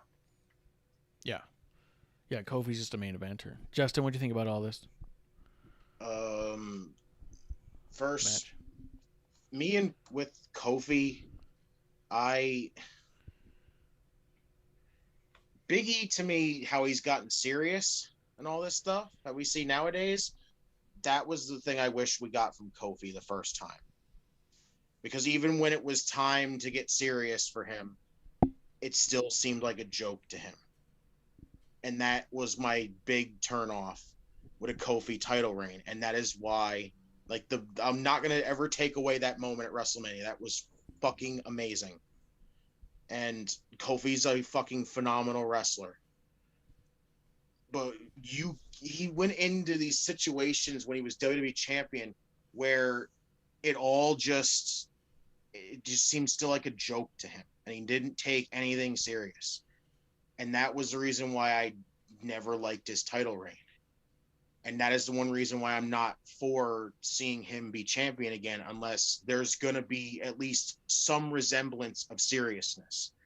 Because if it's just a joke to him again, I don't want to see it. None. I'm going to find some clips and send them to you because I'm not sure what you're talking about. I feel like we saw 2 different title reigns. I mean, when you break down even the gauntlet match that took Kofi to Elimination Chamber, the reason that was so big was the moment he snapped on AJ when AJ's like, man, you don't got to do this. You don't got to keep doing it. And he shoves him back and he goes, you don't tell me to go home. I've been doing this for 11 years. You don't tell me to go home. And he's like, slaps AJ. And he's like, hit me. And he gets his ass whooped by AJ because he's fucking exhausted. But like the fact he stepped up, got serious, and got in AJ's face was the big turning point for a lot of people. In the Elimination Chamber, he was really serious. The promos he had as the champion, when he was going up people, even when he was talking about the match he had with Brock coming up that he lost, he was like, I want Brock. He goes, I don't want to be a champion for a short period of time. I want to be a champion that has a significant reign. And so you had match after match with people who were contenders, and his promos leading into those were super serious because it was about the legacy he wanted to leave as a champion. I feel like he absolutely stepped into a more serious role as a champion. I think we talked about it here on episode 1. I'm going to find some of those old promos. I'm going to send them to you. But I know what you mean because, like, he definitely was very jovial. It's kind of like how Big E's doing it now, where he's goofing off. He's sitting ringside with a foot bath, but once Apollo gets in his face, he puts the mic down, but the mic can still pick him up, and he's all like, no, man, we're done there. You know what I mean? Remember that stuff he was doing? Hated. That was more the edge that Kofi was given at the time. I'm going to send you some old promos. We're going to go promo class. What were you going to say about Bishop? No, I look, I get what Justin's saying because and actually for me, it was afterwards. The build to the title, I thought Kofi started taking everything super serious because we knew it was going to end up. Once he got the title, he never, to me, had the act like you've been there before. You know, we just won the championship. You know, or like when I came on your show last time, I didn't act like I've been here before. I came out here and got fucking obliterated. He got the title and was like, okay, cool. I can go back to being that old Kofi again. Now, even though he won a lot of matches and had good feuds, he kind of mixed them together, but there was no super serious Kofi afterwards. And I think he's given us that now, though. He's like, don't act like I can't get there again. So, you know, if you're going to hold that against him forever, that's a misstep. I would steer into what he's doing now because, honestly, they kept him and Xavier away from each other, you know, seemingly on purpose these last 2 weeks to that point of we're not going to come out and dance together. We are going to do our things respectively and try to get this shit done. Yeah, that's my one thing with it is I hope if he ever does win a WWE championship again, I hope it's all seriousness again. Like, because that's how I seen it. Like everything leading to the title, serious. As soon as he got the title, it was nothing to me. It was just jokey and fucking stupid again. And it was like that like I want to see him turn it up again. And that's it. I want to see this seriousness that he had when he was going into getting the championship and what he's doing nowadays and just use it as WWE champion if he's going to be champion. Yeah. No. I'm right there. So I do think the wrong person won. Drew McIntyre did win. And now we get Drew McIntyre versus Bobby Lashley in Hell in a Cell. Boo. But and suddenly I'm less interested. I was really interested in him before, but I think that all the stuff that Kofi was saying makes me wonder if on the other side of whatever the win is a Kofi match for the title. I was going to get there. Was there anything else about the Kofi Drew stuff that you guys want to throw in there? Well, the handshake, right? Did we need it? No. It's some It, bullshit. it was so forced, and honestly, I don't think they earned it. I thought it was a great match, and when they did the whole, Daniel Bryan Roman style, when that handshake happened, um, that was to push Roman past the Daniel Bryan gratuitous boos, right? Oh, you're not Daniel Bryan, so we're gonna boo you. That was to push. There's no crowd to do that to, even the Twitter crowd, because the Twitter crowd's not going to see it that way. We know too much already, and in this instance, to me there was nothing Drew could have done, except honestly they were getting there to out wrestle Kofi to make me go, well, fuck, man, maybe Drew should, because Kofi's a different wrestler than Bobby Lashley. Drew overcoming Kofi doesn't prove to me he can beat Bobby Lashley. Kofi overcoming Drew, who's similar to Bobby Lashley in size and stature, would be like, oh, well, shit, now he has a legit shot at Bobby Lashley, too. So the match in that aspect did nothing for me. And then to do the handshake, I'm like, of course they respect each other. They're both former champions. Like, yeah, they were both going for the same thing. Like, even if you wanted to, make it a fist pump and bounce. Don't do the fucking... Nah, it's just... Yeah, I actually felt like it was super patronizing. Yeah. What was that, Justin? It just felt like another way to get Drew over as a baby face to them. That's it. I felt like it was a heel move. I'll tell you why. I felt like it was patronizing. I felt like it was Drew saying, "You did good, Kofi. You do deserve to be in the ring with me." Like Drew's the fucking benchmark of champions. Big old spit in the face. Yeah, it was to me a slap in the face of Kofi being like, "You really proved yourself to me, Kofi." Like Kofi had something to prove to Drew. Like Kofi hasn't been doing this for so long at such a high level, and had one of the most meaningful championship wins in the history of time, as they talk about wrestling. That Drew was like, "Oh, you proved yourself to me tonight, Kofi." Was really fucking pandering, super patronizing, and a total dick move. I was like, "Why don't you slap him in the face or pat him on the butt and say, 'Good game, pal'?" Like, the fuck is that? Scruffle his hair a little bit. Say, "You're not so bad after all, kiddo." If Drew had done that, I would have never taken him seriously. We need another John Cena, Kevin Owens moment in that. John Cena telling Kevin Owens, "Yeah, you belong here. You deserve to be here." Getting the crowd all hype, and then Kevin Owens just fucking beats the shit out of him. What do you give him, the pop-up power bomb? Is like, I know I belong here, and then fucking walked out after he lost the match. It's like, yeah, I know I belong here. That's what Kofi should have done. Let's just kick him in the dick and go full heel. Who cares? Yeah, he should have slapped his hand away and been like, "No, who are you?" Right. So, yeah, it was just some bullshit. During the match, though, Corey Graves did say that Drew McIntyre was like a Terminator. And I was like, oh, no. Drew's going to be like, oh, God, I got to be a robot again. Mm-hmm. Looks like I got to move like a robot. Yeah. Are we getting the black leather jacket robot back then? The dress vest? What is it? Because he got no sleeves on it. That dress vest he wears? Oh, yeah. That's his Terminator vest? It goes all the way down to his ankles, right? And he moves like a robot. He moves like he thinks a robot would move. No more sword, robot. Yo, dude, when you open up the USA app and go to Raw, the picture of the roster, let me pull it up. I have a picture of it because I couldn't fucking believe how goddamn annoying it was.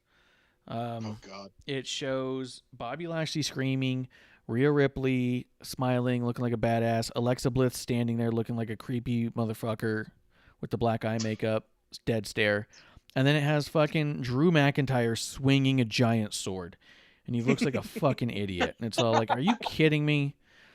Like, this is a wrestling show plus a fucking Highlander, apparently. Like, he doesn't actually swing a sword at people. He fucking brings out Vince McMahon's sword and sticks it in the ground and walks away. Even when it's a fucking no DQ match, you'd think you'd want the sword. He also can't get it to go in straight every time either. Anytime. No. Yeah. No, yeah. Yeah, he's starting to take his time a little bit more. I don't know why. I mean, maybe we're just old curmudgeons or some shit, but this shit's old. It's done. Move on, man. Like, yes, Drew can have good matches. I get it. Drew can be investable. I get it. He's not doing either one right now. Sans the Kofi match. Like, it's just Which in that context, we got to give it to Kofi, right? If we're picking who made that match better, was it Kofi that made Drew look that good, or if we want to get that meta into it, or just say that Drew finally had a good match? I don't know. No, I think I give props to Kofi on that one because that match was just built out so good, like a New Day match. So I don't think that was I don't think it's unfair to say. I will throw this out there. Jeremy was in the chat. He said, if WWE is trying to make us feel bad about Jackson Riker, then it won't work. Riker already is hated by most of the fan base, so him being an ex-soldier won't be enough to make him liked. People already want him fired. I'll also say at this point, the fan base isn't generally the wrestling fan base in general isn't the chanting USA, America above all else type of fan base anymore. Like, if you come out there with an American flag swinging it, people are going, what the fuck is this guy doing? They're not getting automatic cheers anymore. So I don't think that by default, it didn't work for Lacey. Lacey was coming out as ex-Marine, and that didn't put her over with the fans at all. So I think it's going to be more complicated than just saying, well, let's say he's a soldier and then everyone's going to cheer for him. Like, no, we're in a different world where we still have to like you as a person, not just your job. Am I missing anything there? Bishop looks like he's trying to do ASMR right now. No, I'm just rubbing the microphone. Just rubbing the microphone. Good stuff. It's good stuff. Is there anything on Raw you guys think we missed? Justin, any final thoughts on Raw? Nope. I think we got what we needed to cover there. Can we put out the standard PSA for Raw? If you're gonna say, "Wow, I just wasted my time for the 12th week in a row," how about you stop watching after the 3rd week and save the other 9 weeks? If you're gonna say that, who still watches Raw and then wait for a response and then shit on the response, how about you stop caring about Raw? I thought this last episode was clean. That was a clean episode of Raw. I mean, I don't know what else you want. Like, it's a nice, easy watch. It wasn't that big a deal. To hate watch something, you're doing it to yourself. I got AEW Double or Nothing lined up, so I'll be hate watching that soon, but I'm looking for shit that's going to be dope in it. So, oh, that's funny. I mean, I stopped watching AEW altogether because of that. I'd watched. It was. I mean, this is the second or third time I've stopped watching altogether. Where usually like I'll watch for a bit and then it gets to a point where I haven't enjoyed 3 shows in a row or so and go, okay, well, I'm just going to stop now until there's something that makes me think I have to see that. And it's been months. And I feel better about it. I'm enjoying wrestling all the time I watch it now. And this was too, I agree. Raw was better this week than a lot of other weeks. Sometimes Raw could be a bit rough, but there's usually something in there that I like. That's why I watch it. Yeah. But if you're literally, I saw a lot of that too. Is like, who's even watches Raw anymore? Well, if you don't, then why are you asking? Like, who watches Wipeout? I don't. I mean, like, there's a lot of shows on TV I don't watch. I'm not tweeting about it and asking who's watching it and why. If people are tweeting about AEW Dark and Dark Elevation like it's a standard bearer show, and I don't tweet them like, you actually watch that? Like, fucking watch it. Like, I'm mad at myself for not watching Main Event. I mean, I also don't have Hulu, so I can find a different way to watch it. But now it's going to be Ali versus Jeff Hardy on Hulu. And I don't like watching Jeff Hardy matches. I think he's way past his prime. It's not fun. But everything they did to build Ali and Ricochet, I'm mad I missed all those matches. And I'll watch them eventually. But now I'm like, man, Ali's going with Jeff Hardy now? That's fucking cool. You know? But to shit on it and you don't watch it, or watch it, then shit on it, and then, watch it again, then shit on it again, you're the asshole. Yeah. No, and so the amount of people who say... Button. Yeah, shouts to the mute button. The amount of people who go like, I only watch it because I have to for my podcast. No, I don't think you have to for your podcast. I think that your podcast is better served by you not just talking about something you hate.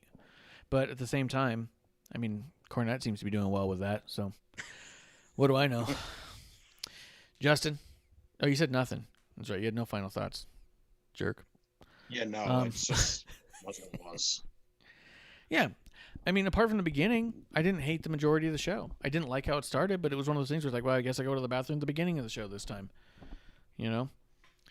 But we do have some pay-per-views coming up. We do have SummerSlam getting announced soon enough, and hopefully it looks like it's going to be out in my neck of the woods, so we're hoping to try and go. So if I go, we won't be doing a watch-along for SummerSlam, just giving you a heads up. But I do want to do a watch-along for Hell in a Cell. Are you down, Bishop? Yeah, man. Make the graphic. We'll do it. I'll make that graphic. When is Hell in a Cell? Father's Day. When the fuck is Father's Day? Oh, that's right. You're not one, and yours ran off to Wisconsin. Yeah. It's like June in 20th. 2 weeks or so. June 20th. Couple weeks out. Yeah, All right, 3 cool. I got weeks. time to make that graphic. Totally will do. Guys, Bishop, go ahead and plug whatever you want to plug. Yes, thank you, sir. Thank you for having me on again. This was a blast. When you reached out, I was glad because I have a hard time getting behind a microphone still. GR Lunar enters the chat. Imagine that. What a dick. Shouts, Lunar. Oh, Yeah, cheers, man. Lunar. So good. We talked about him earlier. He has no idea. Yeah. Well, he can go back and listen, even though I know Splinter Fox won't. But thanks for sticking around, Splinter Fox, even though I know you can't stand me. All love all around. TWTakesPodcast.com for all audio visual platforms. TWTakesPodcast.com/TWTs for all my merch, dope t-shirts, the lowest prices, fastest shipping. For the listeners of Wrestling on the Rocks, please use promo code UNSUCKITCLUMP. That will be changing soon. We'll get away from the Clump narratives. Clump's a good dude. I really did appreciate his last Thursday episode. I thought he was on fire. So logical in what he was saying, and he didn't make fun of me, so dope. And he appreciates the merch too, so shouts. I can buy fans. That's not a problem. So yeah, TWTakesPodcast.com for all audio and video platforms that I'm on. Check me out when I drop. Check me out on Twitter at TWTakesPodcast. And again, quick shout out to a good friend of all of us on our side of the IWC, Mr. Chaos from the Chaos Theory Podcast. His mixtape just dropped. I told him I had a good hookup on digital downloads through my website. So TWTakesPodcast.com/Into the Chaos. He released a mixtape. If you're into hip hop, he's not bad. He's not bad. I wouldn't put him on a website if he was terrible. So shouts to Mr. Chaos and his mixtape Into the Chaos. TWTakesPodcast.com/Into the Chaos for that. Sorry for taking up all that time. Thank you, Marsh. I appreciate you, my friend. Oh, good. That's Bishop at TW Takes Podcast. Justin, tell people where they can find you. You can find me on Twitter, JustinTime211. I'll be around with all my terrible and non-terrible takes. My guy. He's got a mix. Definitely a mixed bag with Justin. Worth the follow. Good dude. Always a pleasure to have you guys on. I appreciate you guys coming on. It was incredibly short notice. It was literally just hours before we went live where I got the message from Kevlar, the other half of the Ironics, who said that he had forgotten it was his sister's birthday and he needed to go take care of that. And I said, that's fair. That's fair. I also had forgotten it was her sister's birthday. So I forgot too. I mean, yeah. I forgot it was his sister's birthday. Also, a shout out to him in general because he said, like, hey, if you can't get somebody in this short of notice because how crazy it is, so he goes, I will legit skip that party and be on the show. He goes, that is not a problem. He's like, but if you can find someone, it'd be nice. And I was like, well, let me message some people. So he did say he owes both you guys a beer. So we'll see. We'll make him pay up on that at some point. Cheers to Kevlar. Cheers to Justin. Cheers to Bishop. Cheers to our new sponsor, New Wave. NewWave.co. NOOWAVE.co. Put in a promo code CHEERS for an additional 10% off their already ongoing sale. So right now, you can get everything's like almost a third off. It's typically like $30 a bag. Right now it's like $23. You can get an additional 10% off on that with the promo code CHEERS. Really good coffee, chocolatey, L-theanine. I need to do one of those dictionary things that read it out loud. I'll do like a translator and just have it play back. But really excited to have a sponsor. Really excited to have this coffee. You guys should definitely give it a try. Guys, I think that's last call. Cheers. Last call, guys. Cheers.